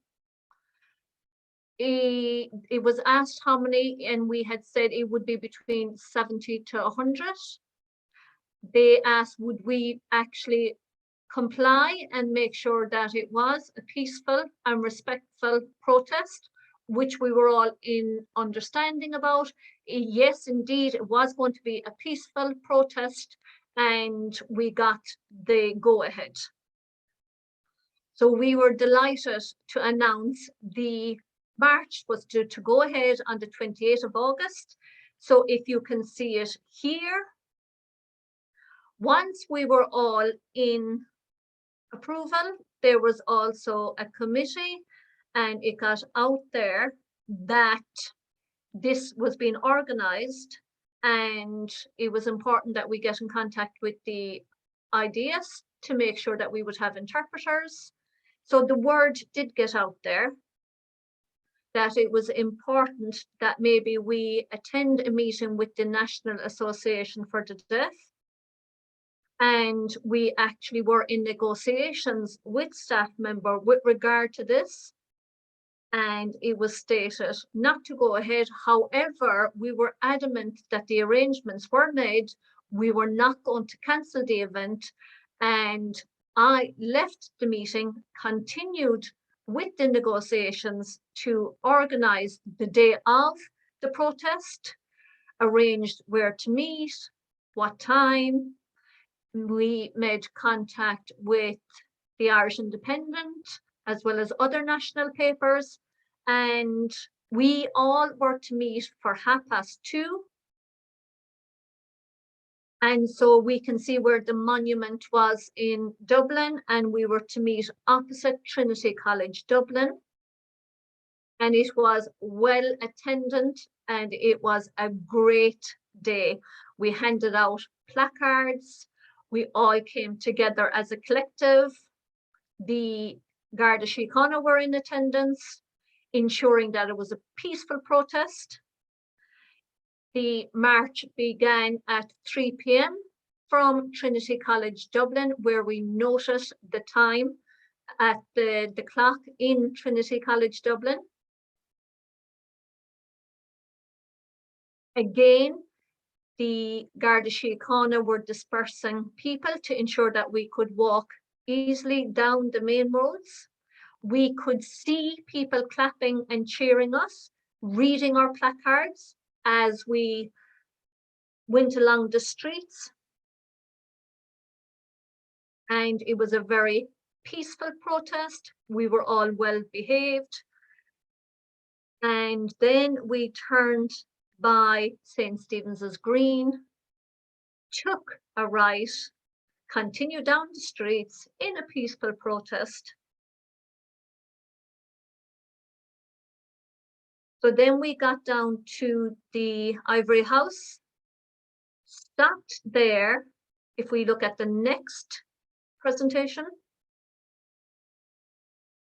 So we arrived at Ivory House and handed in a letter to the Minister for Foreign Affairs by the name of Dr. Barry. Again, the guards continued to observe the protest, handed over the letter, which was done by Peter. Now, it was very well guarded on the day. Moving on to the next picture. So then we continued on to Grafton Street. Again, while we were walking the streets, the guards were ensuring that people didn't come close to us. We could see people clapping. It was well attended, well received. We then turned to Nassau Street, and again, it was well received. And while we continued on to the National Maternity Hospital, continued down that street, and was quite surprised to see a line of guards in front of us.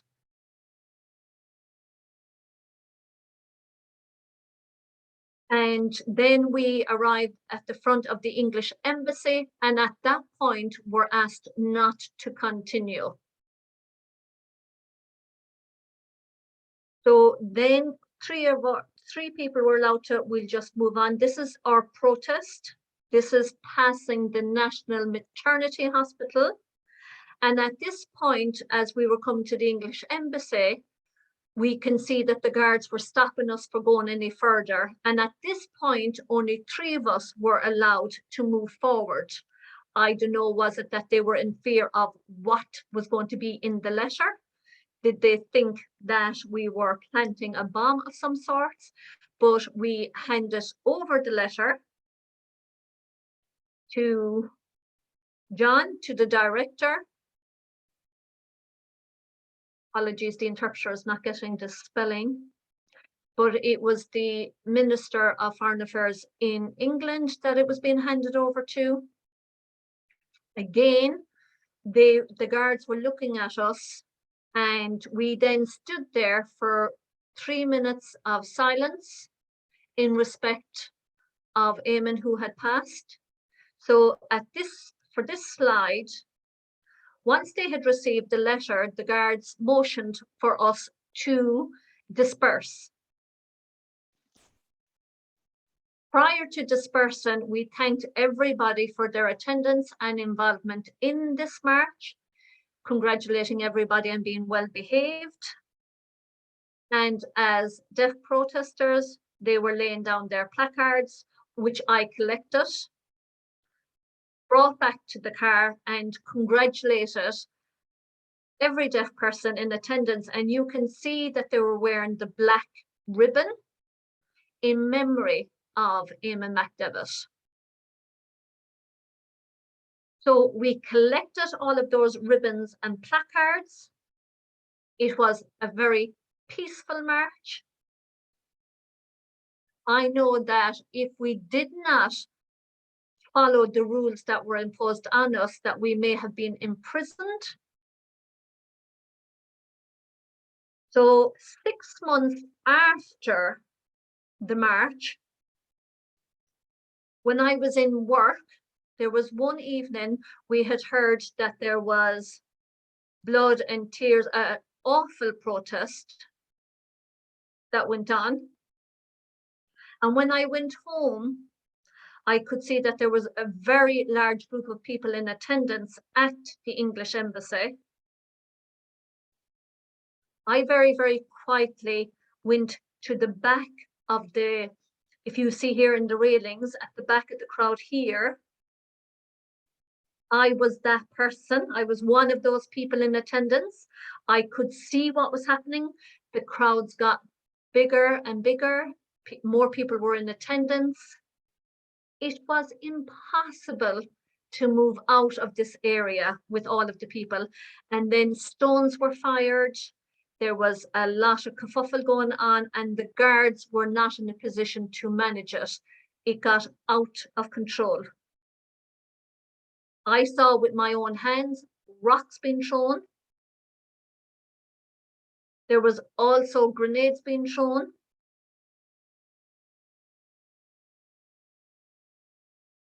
Here we can see some of what had happened in terms of windows being broken. We could see fires being lit, and it was impossible for me to escape from the crowd. And if you see, the railings eventually toppled over.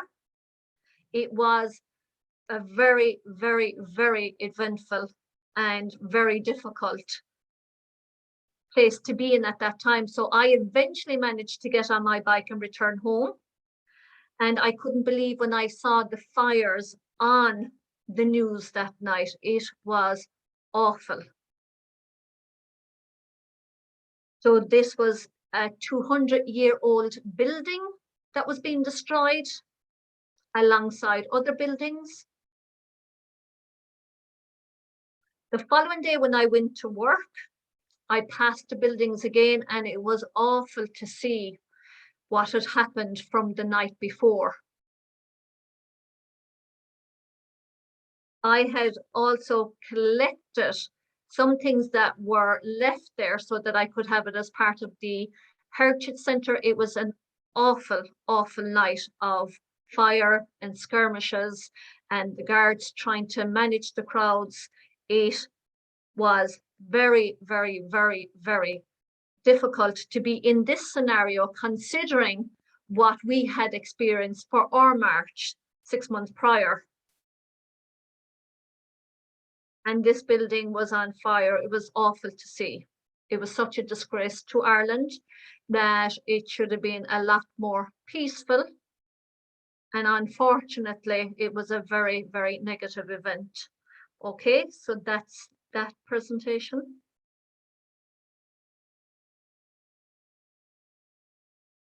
Thank you very much, David, for your wonderful presentation and footage by photographs and your descriptions. Interesting to see that you were in actual fact there yourself with Eamon McDevitt. Thank you for his name sign. I will see if there are questions and answers, but prior to that, there was one piece from the family that I did not mention to say that the British government, the soldiers who had arrested and shot, that they want the British soldiers, that the British soldiers are looking for amnesty, which the family are not happy about. So that was a piece that I did not mention when I was first speaking of the letter from the family. So we now have a question, David, if that's okay with you. Currently, we don't have anybody looking to ask for a question. Still waiting on somebody. Please use the raise a hand feature at the bottom of your screen if you do have a question. And we have a question from Fergus Dunn. So if his video could be turned on, please.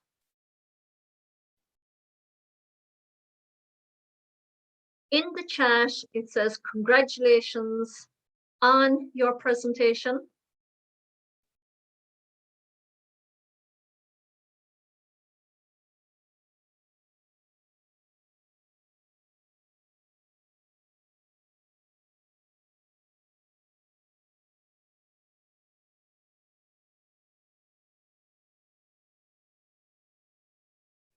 Catherine, you're muted. I was unaware of Eamon's life, so thank you for presenting what he was like as a young man and who was he as a person. So congratulations. It's important to collate our information and history and pictures such as what you've done. Now, I wonder, will you be organising an exhibition to mark the 50th anniversary within the Deaf Heritage Centre, you know, presenting the photographs? Because like I said, some of the photos of Eamon and the protest, I was trying to see it up close on the screen, but I'd like to see who was present in those photos, you know, recognising some, like there's some people that I've seen as Brendan Carr as a very young man, and also Christy Thorne, rest in peace, was present at the march. So I'm hopeful that this is something that can be organised, an exhibition like a photo exhibition, because I think the photos that you have are amazing. And David, when you talked about witnessing live in action of the English embassy being put on fire, I wish you'd had a video with you, because you were great with the videos back in the day. What such a pity you didn't that day. But David, thank you for the most excellent presentation. Thank you again. Okay, if you can turn off your video. Okay. Are there any other questions? Well, there is a comment in chat saying congratulations, well done, and a great presentation. Some have said, thank you for the presentation, most enjoyable, interesting, and I loved how you showed where the building went on fire, what you had seen, and perhaps being a tour guide of that area. Now, are there any more questions to be asked? Yes, okay, we do. Okay, so we have Dominic. David, thank you for your presentation and providing the history of Eamon, if I can get the name done correctly. Wow. The experience that you've had and the fact that you were a first-hand witness, and you also protested in the deaf community, and you are a strong supporter of Eamon McDevitt and what has happened to him in 1971. So the photographs that you have, the newspapers, but I would love to have your story put on video, because I am sure that other deaf people would like to know what it is that has happened to our deaf man in 1971. And the fact that the British government are still ignoring the need for an apology. And as we know about the troubles of Northern Ireland, deaf people have been present within that, and 1971 is an important time in our history. So David, thank you very much.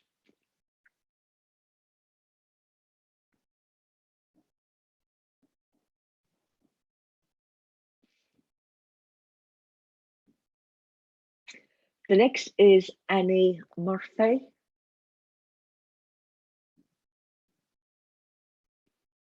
So if we can turn on the video for Annie. Annie Murphy, you have a question?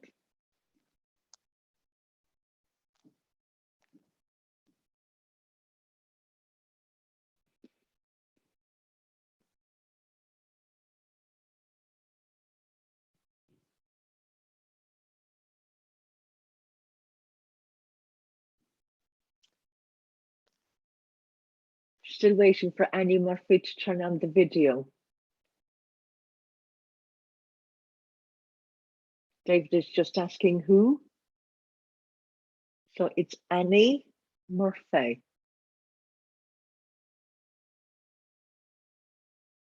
Just going to hold on a minute. Just have to wait a minute. There we go.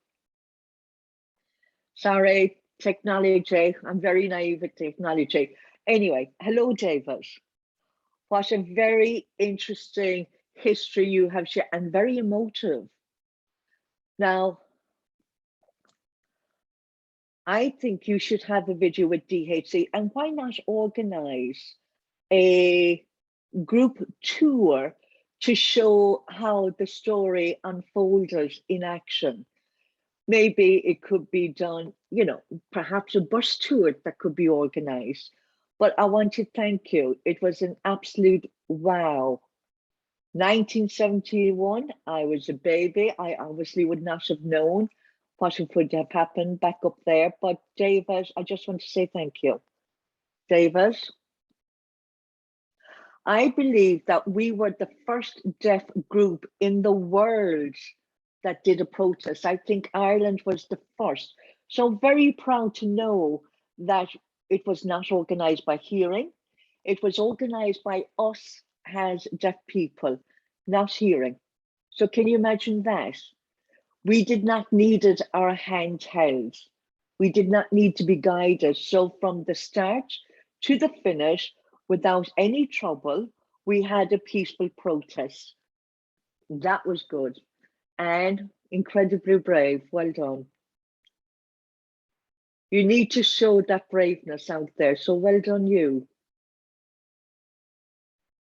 Noel is asking, are there any other questions? Okay, I think we have one more.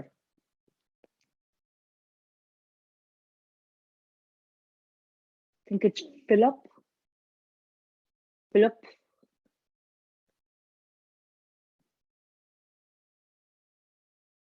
There we go.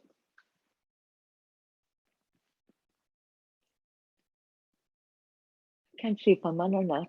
No, it's just saying, but we can see you. No. Okay.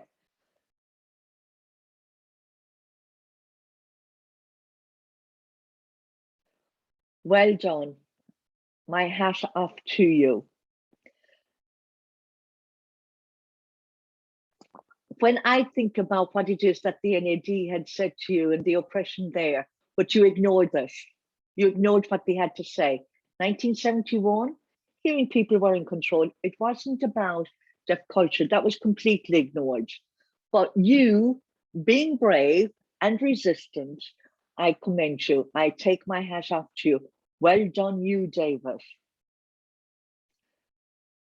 So it was St. Joseph, St. Mary's, NED, at that time was strongly oral as well. Sign language was put to the side. And for us, it was about making sure that sign language was prominent, make it known. Because, you know, back then, you know, St. Joseph's and St. Mary's were separate schools and it was oral. You know, why? It was like the apartheid in South Africa, being separated, black and white. And it was the same with deaf and those who could talk. But for us, you know, it was looking at why did they allow for oralism? But for that reason, we wanted to make sure that it was deaf for deaf. We didn't want anybody to take over because we were strong sign language users, and it was about us being able to do it for ourselves. We didn't need hearing back then. But to think how much oralism was prevalent back then,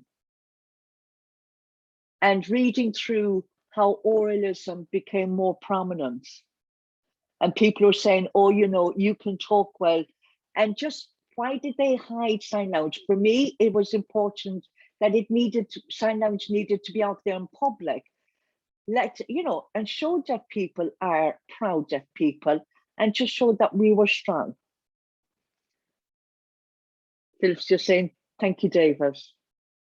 I think I was to age 10 at the time, so I don't know anything of anything back then, but thank you. David,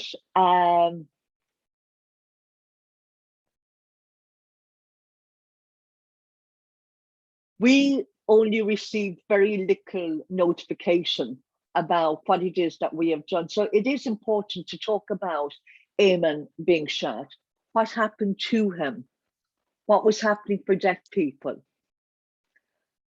But I do know that a lot of the information was controlled as well. Philip, oh yeah, back in the 70s, yes, we were oppressed back then. But David, thank you very much, most interesting. And thank you for your activism. Noel, I think there are more questions, just a moment. Yeah, John Bosco. John Bosco has a question.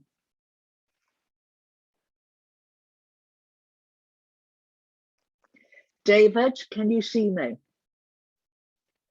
Thank you for your presentation. Most interesting. Wow. Now, I do have a few questions. Now, what you talked, like as Philip said, the NED, Philip, is just saying who's that? So it's Philip Graham. Now, you had mentioned that the NED had met with you to try and tell you to stop the protest. That is an important part of our history. That needs to be told. That's the first thing. The second thing is, just to let you know, I recently went to Northern Ireland. Let me show you a photo.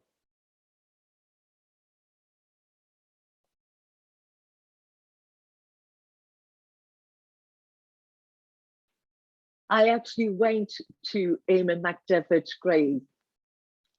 And, you know, maybe the DHC or yourself, let's mark Thursday as an important event. And just one more thing, I don't want to hold up everybody else, but I was having a conversation with someone about the deaf process. Wasn't there one hearing person in the deaf protest, and it was a Christian brother? Brother Fitzgerald, was he there as a supporter, or was he there watching you? Or he was there, he was being nosy. He was being nosy and he was having a chat because he obviously knew sign language. So he would be talking about, I think it was a spy. He was spying on us, watching who was there, who was present at the march. Now, Brother Fitzgerald, now we had a list of 80 people, but here was Brother Fitzgerald. Why? But when the march started, then he himself was at the back, watching us from the back and watching. And then once we had arrived at the building, disappeared. John, how interesting. Interesting. Thank you for your version of events.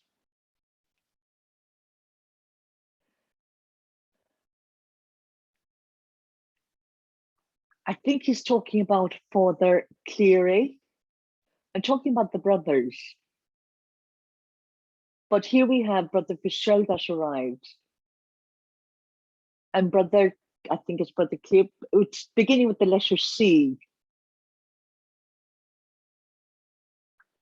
We're not quite sure, has the interpreter speaking, I'm not quite sure of the brothers' names for sure, the one that is presented at the stomach and the one that's presented at the shoulder.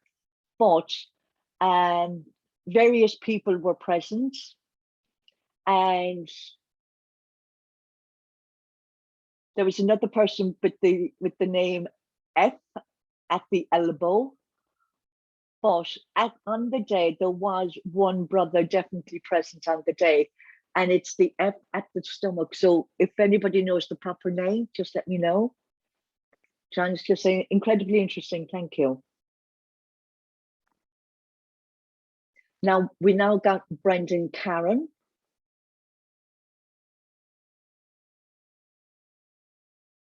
I've just received notification that the brother with the F at the elbow is Brother Fitzgerald. Thank you.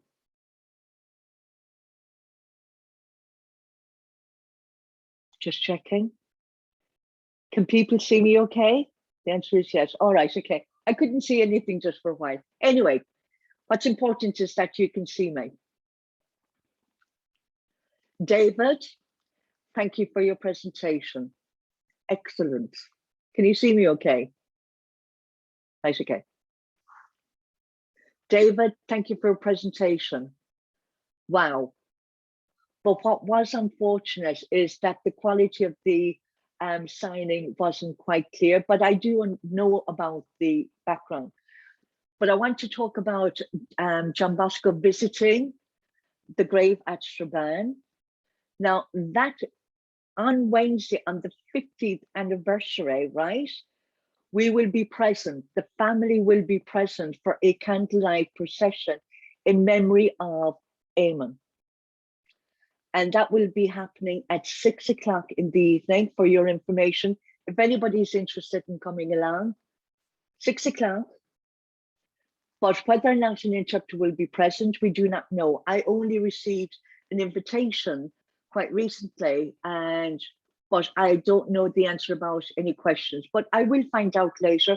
It's Wednesday, it's short notice, but you're still welcome to be with the family. And thank you, David. Thank you.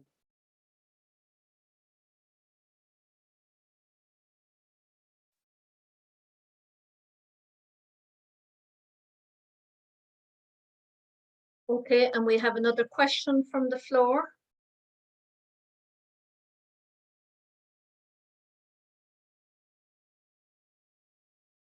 We have Fergus.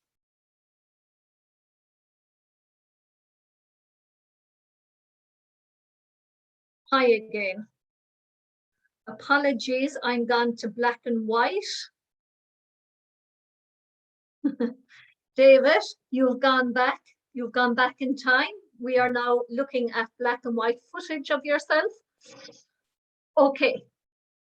In relation to John Bosco's question, when you organised the protest to the British Embassy, prior to that, were there interpreters? Did you have interpreters for your voice? At the time, there would have been the clergy. There was a social worker by the name of Eddie who did not say anything, but took some of the footage and would have taken photographs.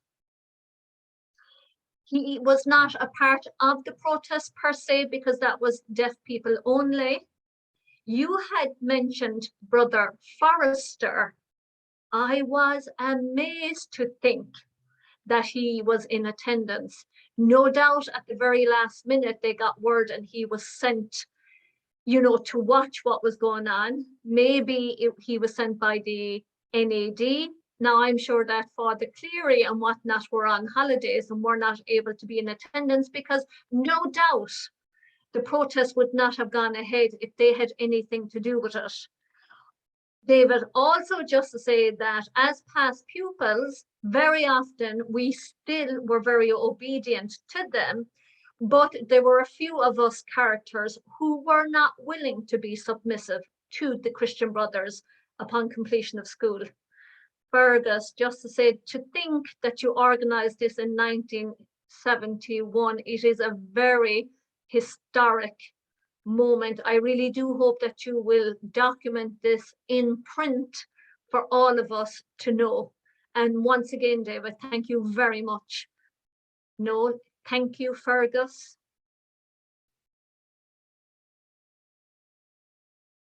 It does not appear that anybody else has raised a hand. Brian, do we have a question from yourself? Hi, David.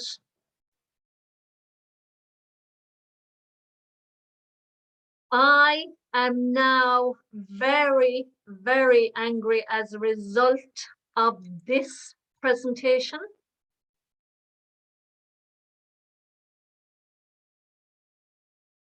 While in school at the age of 10, nobody spoke about Eamon McDevitt being shot dead. Maybe I was young and naive and unaware. However, I'm sure there were older boys within the school who were not aware of this history. David, some people had left Cabra at the age of maybe 16, 17, some in 1985, 1988, so as older. So we would have gone from people who were of the age of 16 to 88 who did commend us for what we did. But what I would like is to raise the point of you putting into print what happened to this deaf person. I also think it is very imperative that you write about what the teachers, the Christian Brothers, the NAD did to prohibit this from happening. I would like for this to come from a deaf person's perspective, that this is documented. I want it on print. I want the deaf person's perspective, that from people who were within the deaf sector of the time were trying to prohibit this protest from going ahead. I would really like for you to be aware that it is imperative that you have your perspective in print as to what was happening of the day by hearing people who were involved in the education of deaf. No, thank you very much, David. This really has sparked a lot of interest. People are very interested with the information that has been collated. the video documents. People really want this story to be a living story. Once again, for the anniversary of Eamon McDevitt next Wednesday, I hope that there will be video footage, photographs, written footage documented, and especially for people who are unable to travel due to the COVID restrictions, that it will be acknowledged. His anniversary will be acknowledged. Thank you very much, David, and thank you, Noel.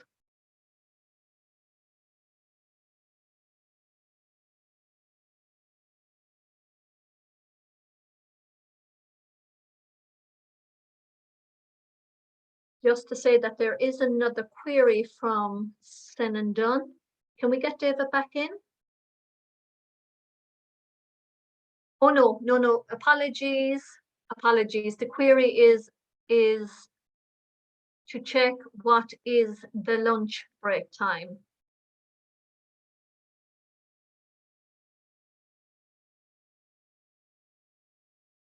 David, apologies, there is no need for you to come on screen again. Okay, so can we turn off David's video?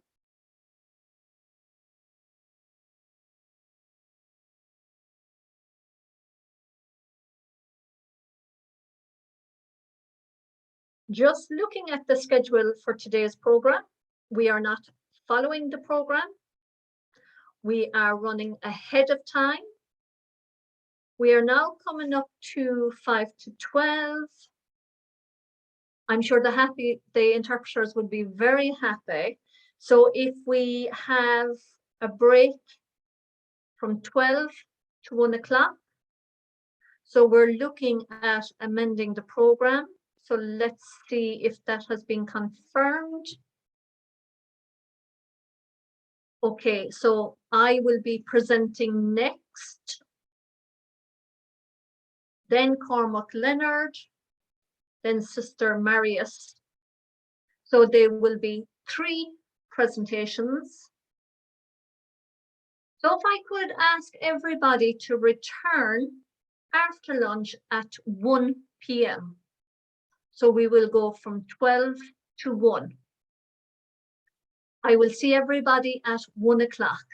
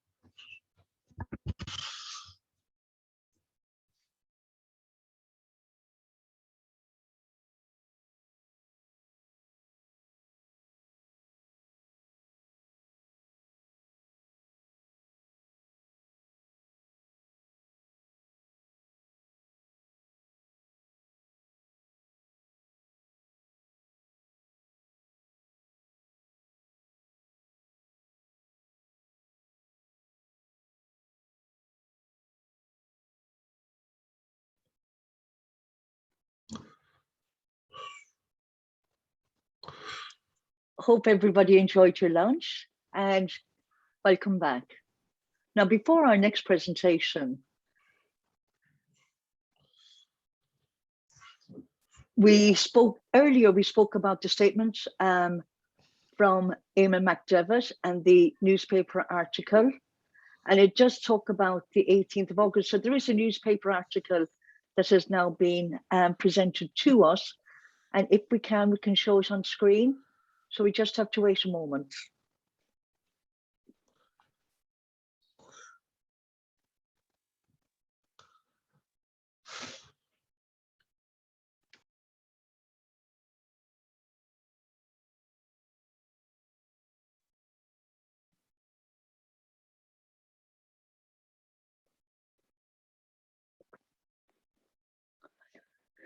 So as you can see with today's newspaper article, the family seek apology for deaf siblings killing by the British Army 50 years ago from the Irish Times.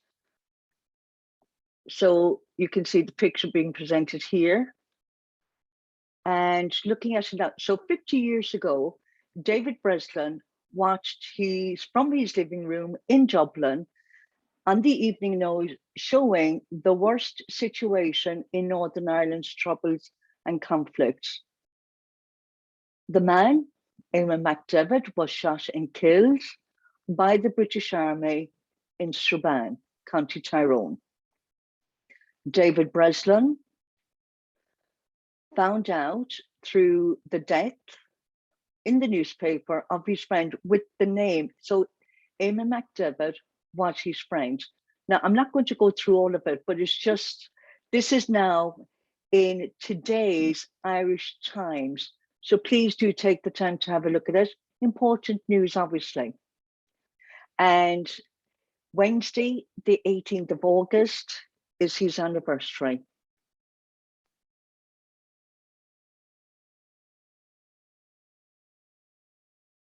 And here what's been highlighted in blue, just have a quick look.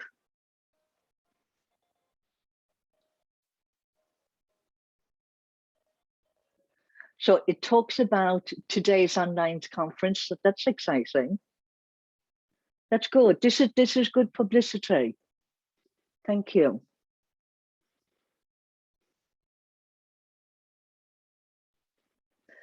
Now, our next presentation is from Liam Breen, who is the chairperson of DHC. He has pre-recorded his video.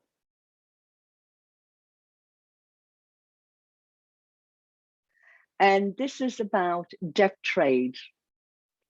And Liam will be citing examples of what was meant by that.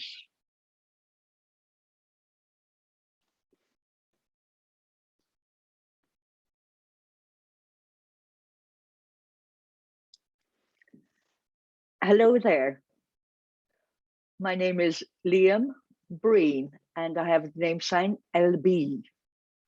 Today I'm going to talk about deaf trade. Now, St. Joseph's opened in 1849 and then moved to this building in Cabra in 1857. So let's have a look at the building as it was back then.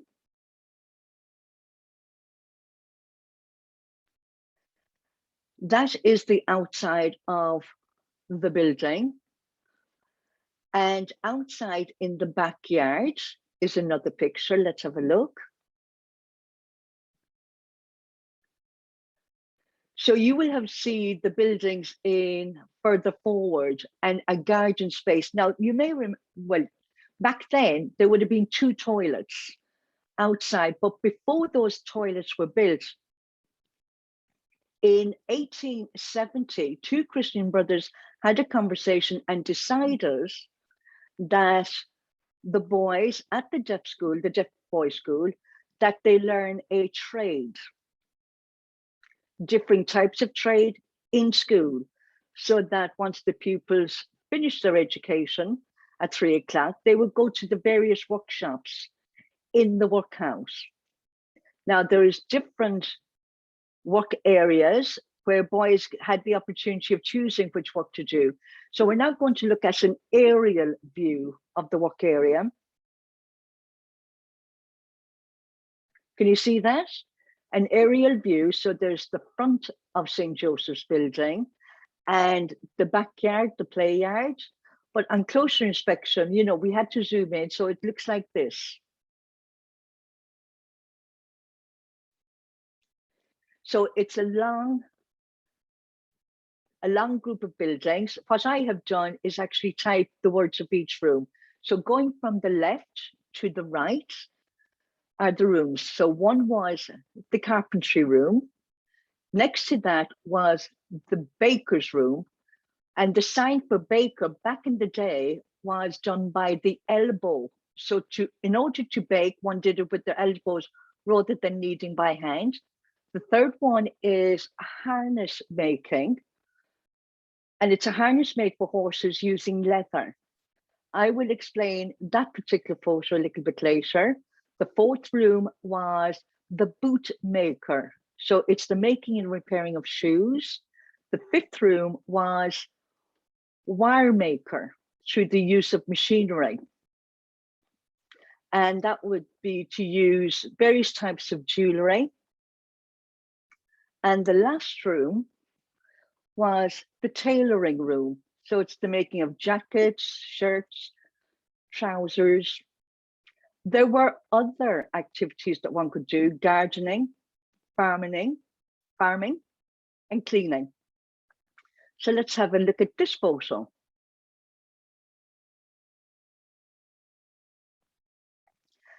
Now, this is the carpentry department, a very rare photo that thankfully has been preserved. incredibly beautiful to see how the carpentry was being undertaken. They made bookcases, display units, tables, chairs, and so on. Different types of things were being made. So you can see what the setup looked like in the photo, incredibly beautiful.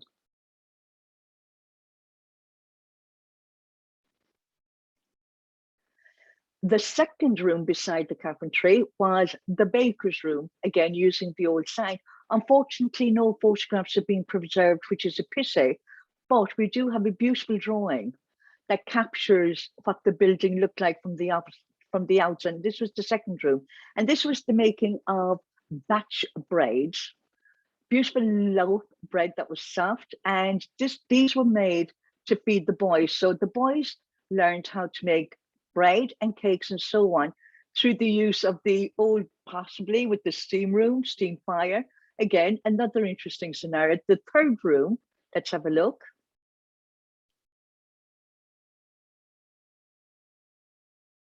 So as you can see here, it's the harness making. So looking at the 1850s to the 1890s, it was the horse and trap. So the Christian Brothers would ensure that there was the making of the harnesses done through leather, and how they would smooth the wiring to ensure that they could actually stitch the harness. It was very exacting. Everything was handmade by the use of leather and very long needles to make the harness and the saddle and the actual trap itself. Incredibly beautiful, and a very rare photo that we have here. This next photo is of shoemakers. The boys would love becoming shoemakers because it's easy work, because you got to sit comfortably, use the nails which they would have in their mouth, and they would make and repair their shoes. And also the knives would be slithered alongside their apron, and how they would work with their hands, with the tools that they had, including a machine. And here we've got some examples of what it would have looked like. Now, as you can see with this picture, the Christian Brothers used to love having these types of photos showing rows of boys doing what they were making, different sections, different parts of the shoemaking process, the cobbling, the use of machinery, incredibly beautiful.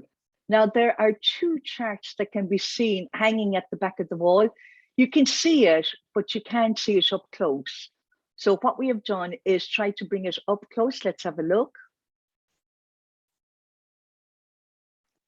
Now, these are two very rare drawings that we have. You can show that they're well educated on the making of the shoe. So let's take, for example, this particular shoe. They would talk about the heel, the sole, what were they, what needed to be done. And I believe that this drawing is wonderful, but unfortunately they have disappeared. We don't have them in our possession, but at least we've got a photograph of them and we've been able to zoom it, but not so much the wording.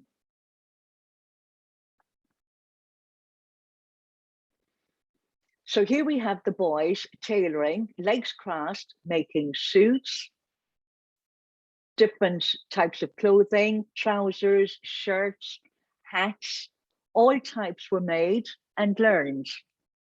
And with the tailoring, there was a huge number of those who went off and made it their own trade. And this is a well-known fact. Now, as you can see with that particular photo, there was one gentleman by the name of Kevin King, who donated back to Cabra, to this museum, this particular machinery beside me, in safe preservation. So we'd like to thank him for that.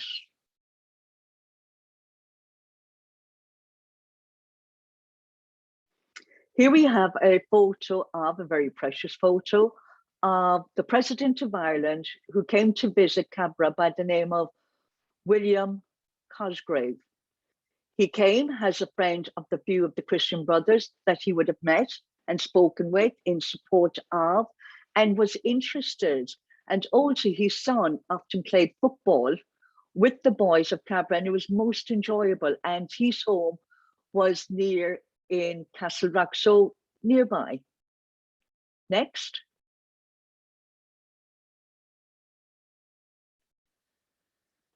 This photo shows, I think it's a very good photograph that shows how they were positioned in seasons, and also the long john, and that was to be kept warm during the winter. So they would knit the holes of the long johns. Great care was taken, and we have that in preservation at the DHC, which is great. Now, this particular photo shows the boys being taught outside because it was cooler. They learned how to use the steam iron. They came together and were shown how to do the sleeves as an example, and also how to measure, how to write it. They had to watch it in practice, and during the summertime, this was done outside. Again, another rare photo. Now, this particular drawing, we have many of this in preservation at the DHC. The numbers of the suits, the sizes, people's names within the locality, Christian brothers, priests, and well preserved and cared for within the DHC archives, of which it, and it is extensive with what we've got there. Again, another photograph showing the numbers of books and different materials that we have. For example, what you see behind me, all of this is being preserved well by us.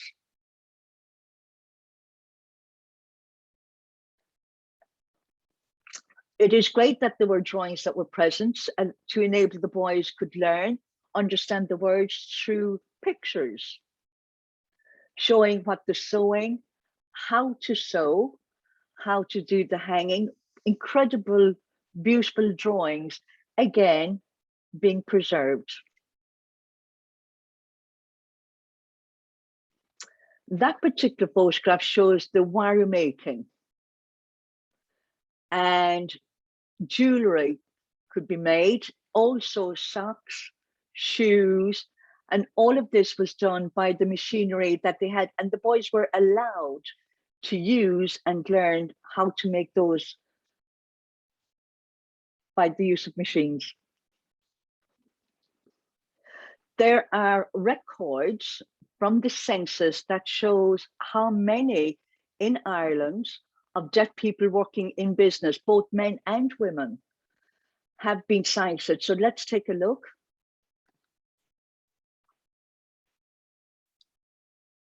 You have seen the different types of work, the type of employment, be it tailoring, the different types of machinery that was used. So it's interesting to date, it was 1851 to 1871, and we have those figures documented. Again, that article depicts the information that the Christian brothers put down about past pupils, the type of employment they retained after work, be it self-employed.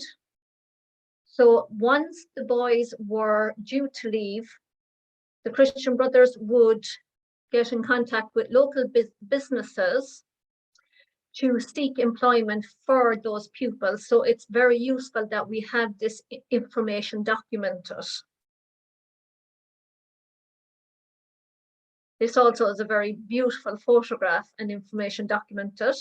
We have deaf people as shoemakers in Scotland who wrote a letter to Cabra stating that he was doing very well in business, and there was a note sent to Cabra to inform them of this, and it is also published in St. Joseph's book.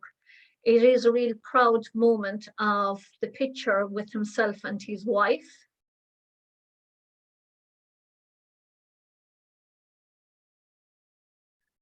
A deaf man from North Kerry in a town called Listowel. He was a tailor with the family for many, many years.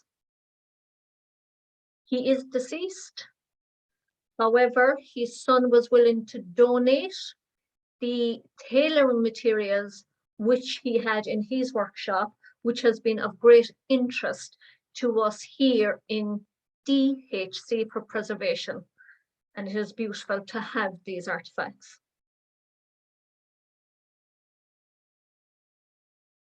We also have deaf people that worked as tailors at a very high caliber.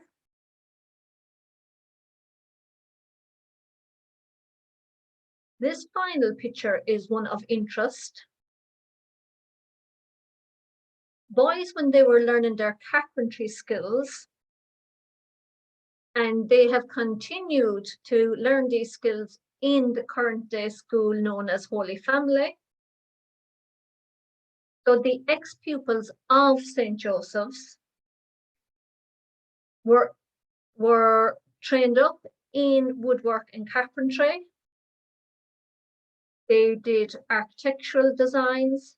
One point of interest was one of the designs is in Cork County Council. That building remains today, and we can see the design from that last photograph that was shown.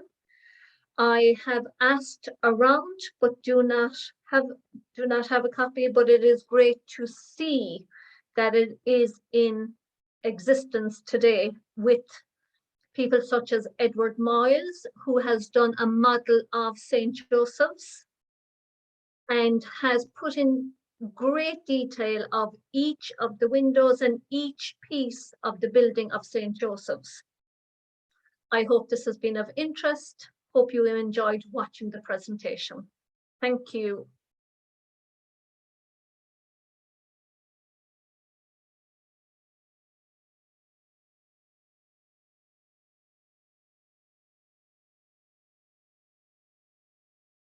Okay, thanks to Liam Breen for his pre-recorded presentation, which was of great interest. If there are any questions, Liam is here to answer any of those questions. Liam, once again, thank you for your pre-recorded presentation. Is there anybody here in attendance that would like to raise a hand and ask a question?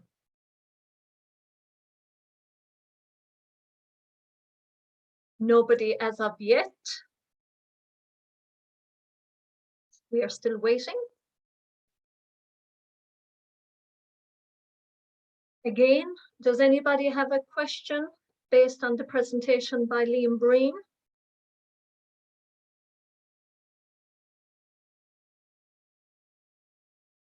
No questions as of yet. Okay, we shall wait a little bit longer.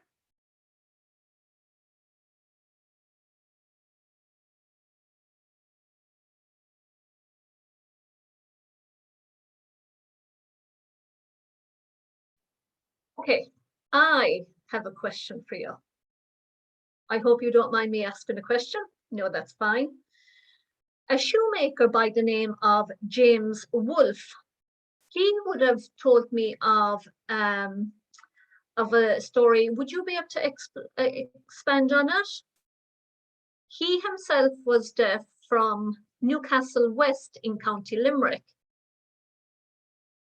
When he arrived in Cabra in 1934, over time, a Christian brother asked if James was willing to come back to teach the other pupils shoemaking. And at the time, they were cash-strapped. He was very good at shoemaking. He remained there teaching for a very long time. Throughout the education, he spoke about the different types of leather, the quality of it, how to use the machines, and he was of a very high caliber. I do remember a time where I saw him working. I was very young at the time as a pupil. I did not learn how to make shoes, as I think that production stopped between 1969 and 1970. What I do remember is that the talk at the time was that it was difficult for the boys to use the machines because they were deaf. And so that type of work ceased at that point, and that we were to continue with our studies and not to devote our time in the workshops. So James had an opportunity to tell me about his time as a pupil and also as his work as a shoemaker and the times where he learned how to make harnesses. So it was wonderful to see the skills that he was able to tell us about. He was also involved in the Irish Deaf Sports Association. At the World Games, he competed at the World Games level. He was also one of the fundraisers and chairperson of the Dublin Deaf Association, where he managed to raise a large amount of money. He had a great love of working within the community. There was a machine that was presented from the Christian Brothers as it was no longer in use, and he was able to use that in his back shed when he was doing his work. And then over time, then that same machine has now been handed back to the Deaf Heritage Centre, so it's great to know that we have that preserved. Liam, thank you very much for that additional piece of information. We don't have any other questions. So Liam, thank you very much for your presentation.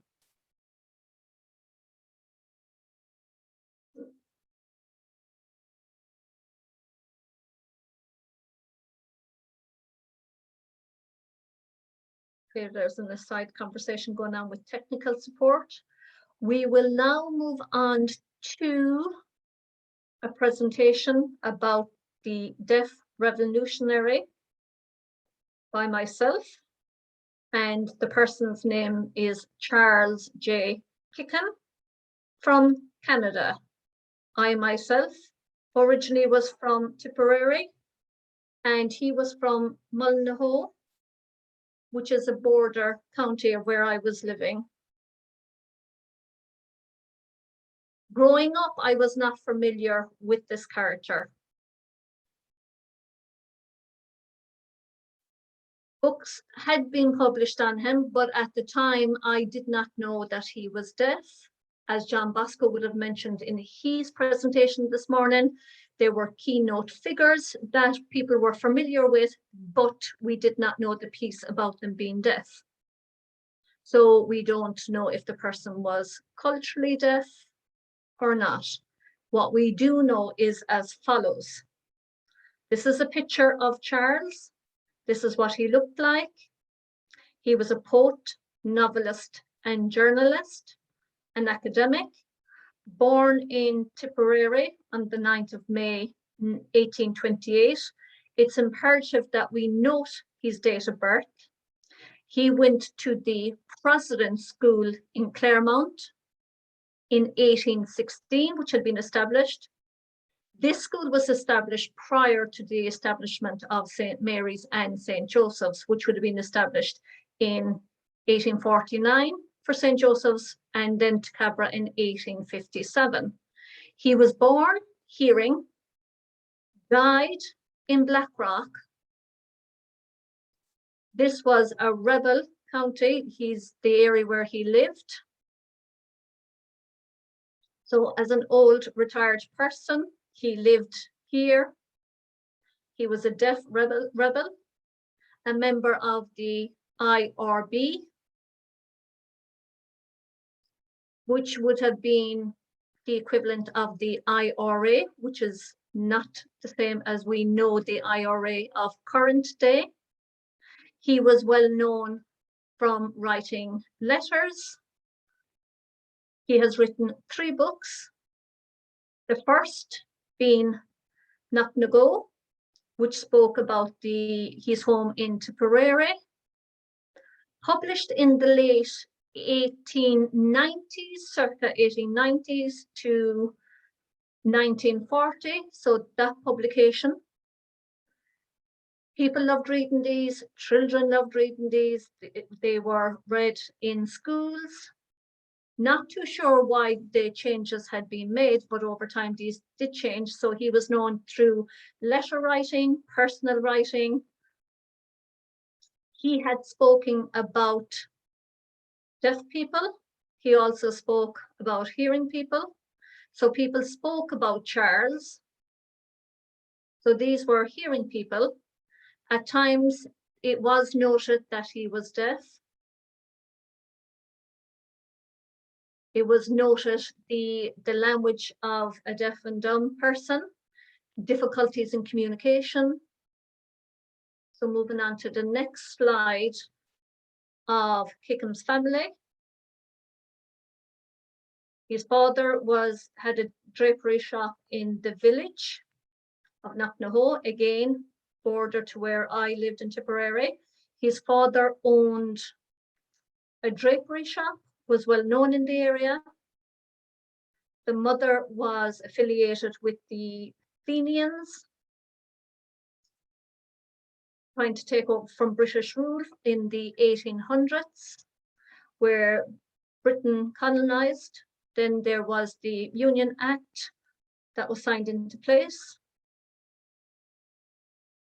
And while under British rule, the Act of Union of the 1800s, and Ireland continued their fight for independence. Again, they had their involvement in the Fenians. So John, his uncle, was very well known, as well as the Vincentian order of priest. There was Father McNamara, who was a member of the Vincentian order.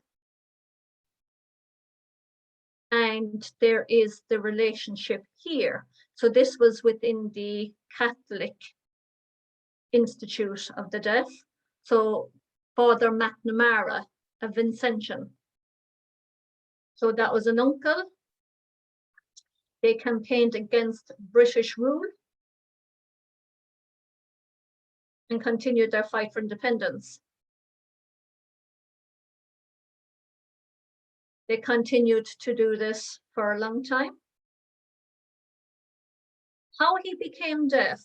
Prior to being deaf, he was a lover of reading literature.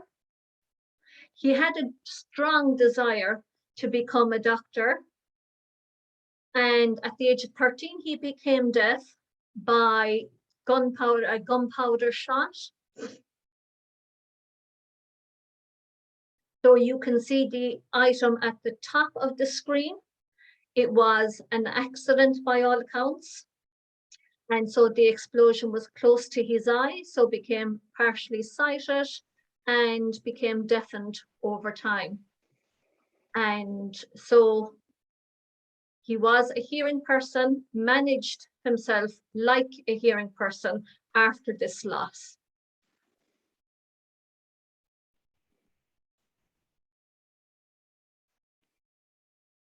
So as you can see, there's the picture of himself with the ear trumpet. Obviously no hearing aids back then, because hearing aids only began in the 1920s, 1930s. So how they would hear was through this type of ear trumpet. Bear in mind that he was also partially blind and would have to read up close. There was mention made of the use of sign language that he used and those that were deaf mute. So that was the wording back in the 19th century. Next slide. Through research, there was very poor information about his education. But at that time, he became deaf at the age of 13 and had yet to talk about a deaf school, because you're looking at a later date where you have the establishment of St. Mary's and St. Joseph. So obviously would have gone to a local school, quite possibly a Protestant school. And as you would have known, the Catholics and Protestants were in conflict at that time. So looking at that time, looking at the act of rebellion against Britain, so then there was the learning of the Catholic faith, and that would have been done through a local school. But how well was he able to communicate? That we don't know. Again, poor information that has been sold. So looking at what is being said here, and in quote, he said, he held an ear trumpet to hear people speak to him and communicated in a sign language. Now, obviously, this was written by a hearing person. And based on the research that I have done, looking at the history of deaf schools and so on, newspaper journals, always written by those who are hearing. So they would observe what was being done, but say that it was sign language. So we don't know if it was Irish Sign Language, was it British Sign Language? And don't forget, Ireland was under the rule of Britain. So was it the two-handed alphabet or the one-handed alphabet? And our deaf schools have yet to be established at that time. So what is meant by that, we don't know in terms of the quote. Now, the Catholic schools wouldn't have been established, but the Protestant schools were. So if it was Protestants, we could safely say, or could we say, that it was the British Sign Language alphabet that was being used. Now, once our own deaf schools were established, then you seen the use of the Irish finger spelling of the alphabet. But that quote, we don't know what it means in detail. It also says here he was self-educated to read books close to his eyes. Now, he had wanted to study medicine, but decided to serve his country because of the hearing loss, and it was too difficult to go to university as well. So the next slide. Now, he himself wanted to fight against the English. And at the age of 20, he was deafened. There was obviously issues with his eyes. So he himself set up the Confederation Club, and that was for the Young Ireland movement that wanted to rebel against British rule. So something akin to the IRA. So at the age of 20, became actively involved in the Confederation Club. There was the unsuccessful Ballingarry Rising, which is near the Kilkenny area, well, the border around that area. So that was in 1848. They were unsuccessful and they were arrested, but he himself had escaped and had hidden from the police. He did not care, but he then started writing in the Irish People's newspaper. And that was belonging to the Fenians. So it was the collation of information and dissemination, updated information about what was happening within Ireland. Now, he had escaped, but he still operated out there in the open. He then became an editor. We don't know how, but he did. Next slide.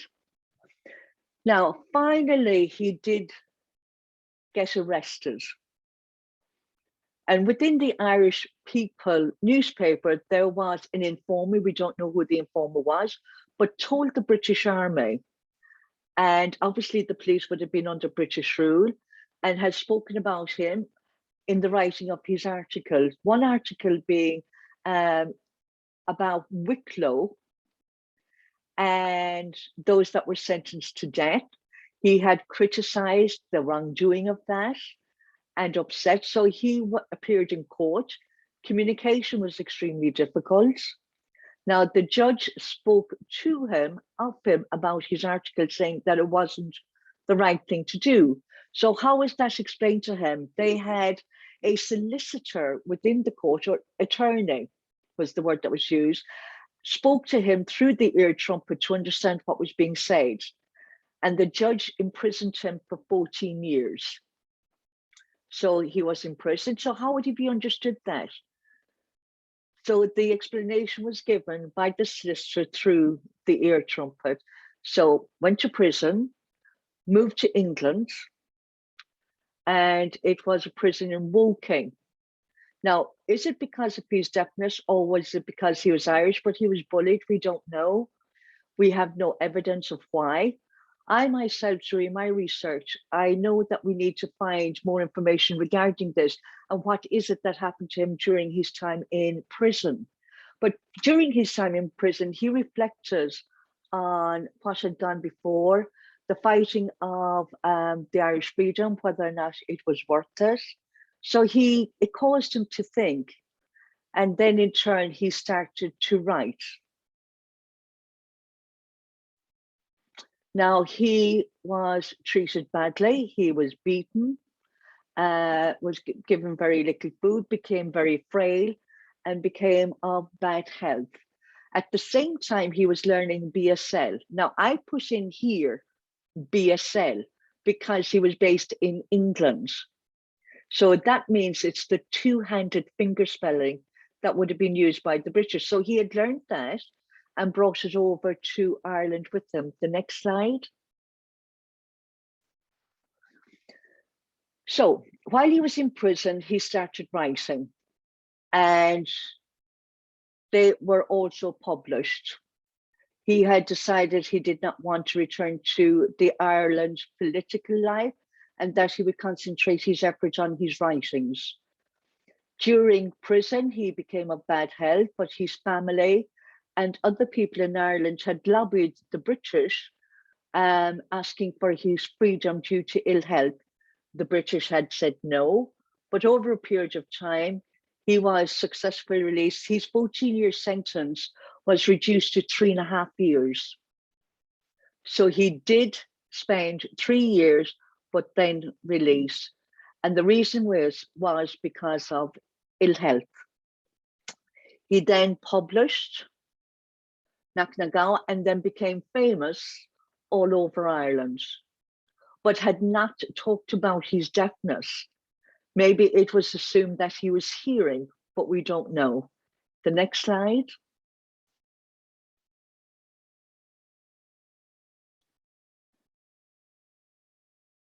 So his health declined, and in reading his life, there wasn't that much left, but it spoke about the fact that he lived in Blackrock in a nursing home, and he was cared for there. He had never married, or well, at least we don't know that we hadn't married. And this is an assumption that is being made, because oftentimes back then, deaf people did not marry because of the negative perception of deafness, that it's too hard to communicate. You know, you don't want to be married, don't want to meet with other deaf people, or lived in isolation, or simply did not want to get married. We don't know. He was still relying on the ear trumpet to communicate. And at his bedside, the nurses knew how to communicate with him. They would talk into his ear and would nod in reply, but also would use the two-handed finger spelling, of which he had taught the nurses to do the same. He died of a stroke in 1882, the 22nd of August. Now, the reason why I was interested in this particular gentleman is because of his deafness. I had understood about him in growing up in Tipperary. His name is out in different places, you know, like you've got Kerry the Kingdom and Chip, and Kickham is a name that was known. I did not know he was deaf until I looked into it a little bit further. But bear in mind that he was born hearing and became deaf, I think quite possibly hard of hearing. So he had a hearing loss and partially sighted. But that is my presentation of Charles Kickham.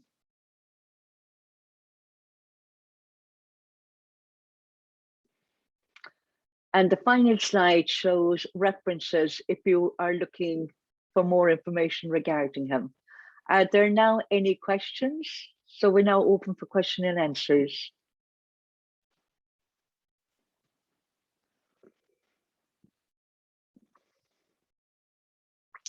Any questions, yes?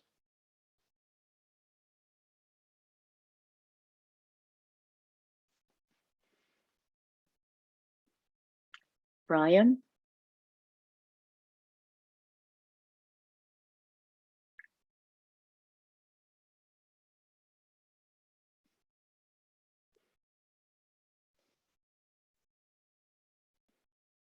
Okay, there are no questions. Yes, I think we have Brian though.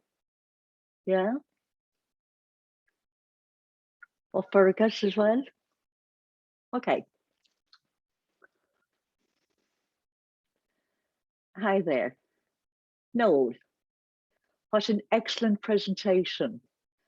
I never knew or heard, well, quote unquote, heard of Charles Kickham.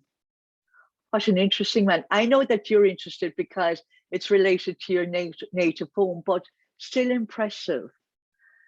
And also the fact that he was deaf and he was an author. I want to know more about this man now.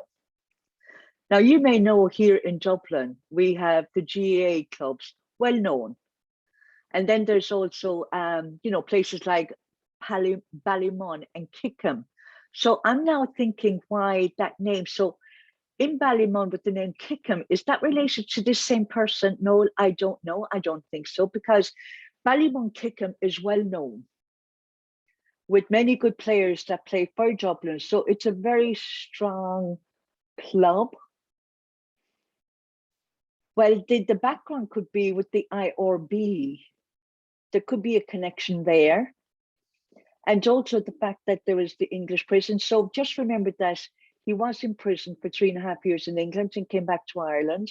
Now, the last place that he lived was Blackrock, but prior to that, we don't know where he lived. So maybe in that particular area. So that could be a possible connection. So Fergus, well, it's something for me to find out and investigate, isn't it? Okay, thank you. And thank you, Fergus, as well.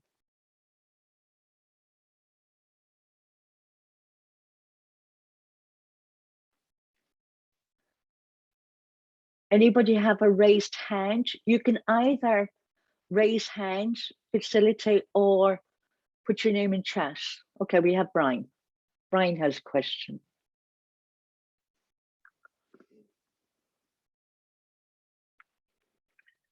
Noel. Now, you spoke about Tipperary.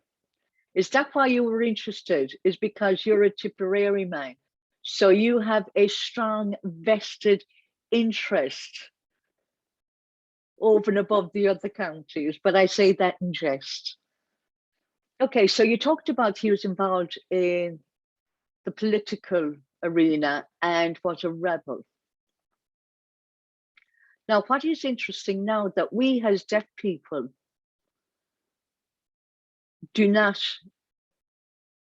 we don't talk about politics, we talk about Irish Sign Language has a different motive. But back then, it looked like deaf people weren't talking about deaf rights back in the day. Isn't that interesting? So now when we campaign and lobby, it's about deaf rights. So I do wonder, back then, were deaf people so proficient that they did not need to fight for deaf rights? Or was it based on the fact that there was oralism? Maybe they had already had sign language, and then because of the advent of oralism, things changed.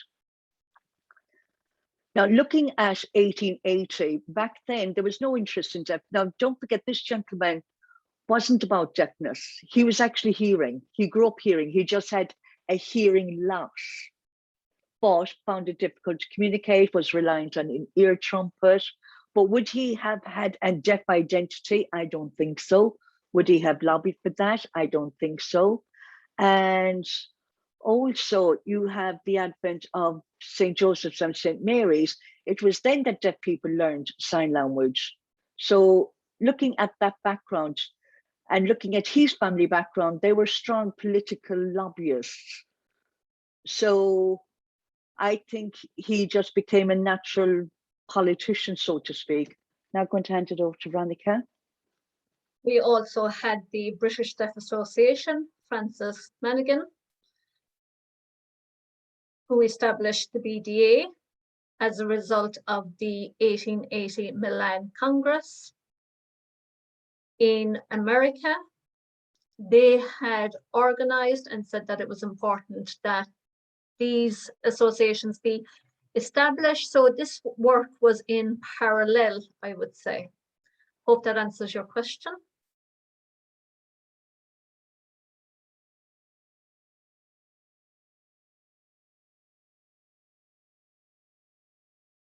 Okay, we do not have any other questions from the floor.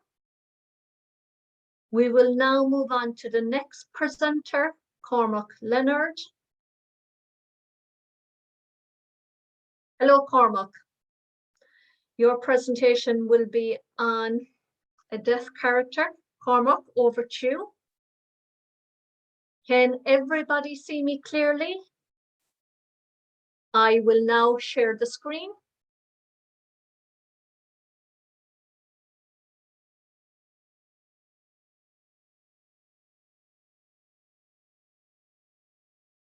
Hopefully everybody can see the screen. I usually point in the opposite direction of where the presentation is. So hopefully I'm pointing in the right direction now. My presentation, firstly, I'd like to thank the DHC for this opportunity. I have thoroughly enjoyed all the previous presenters. This particular presentation and this person, Cornelius Flavin, I will use the name sign based on the letters CS. I am not aware of his actual name sign, so I will go with CF. This is random. He was a beggar, it's random. I have Googled this particular character. For many years, he traveled the length and breadth of Ireland. He was a vagrant, he was homeless, walked the streets begging.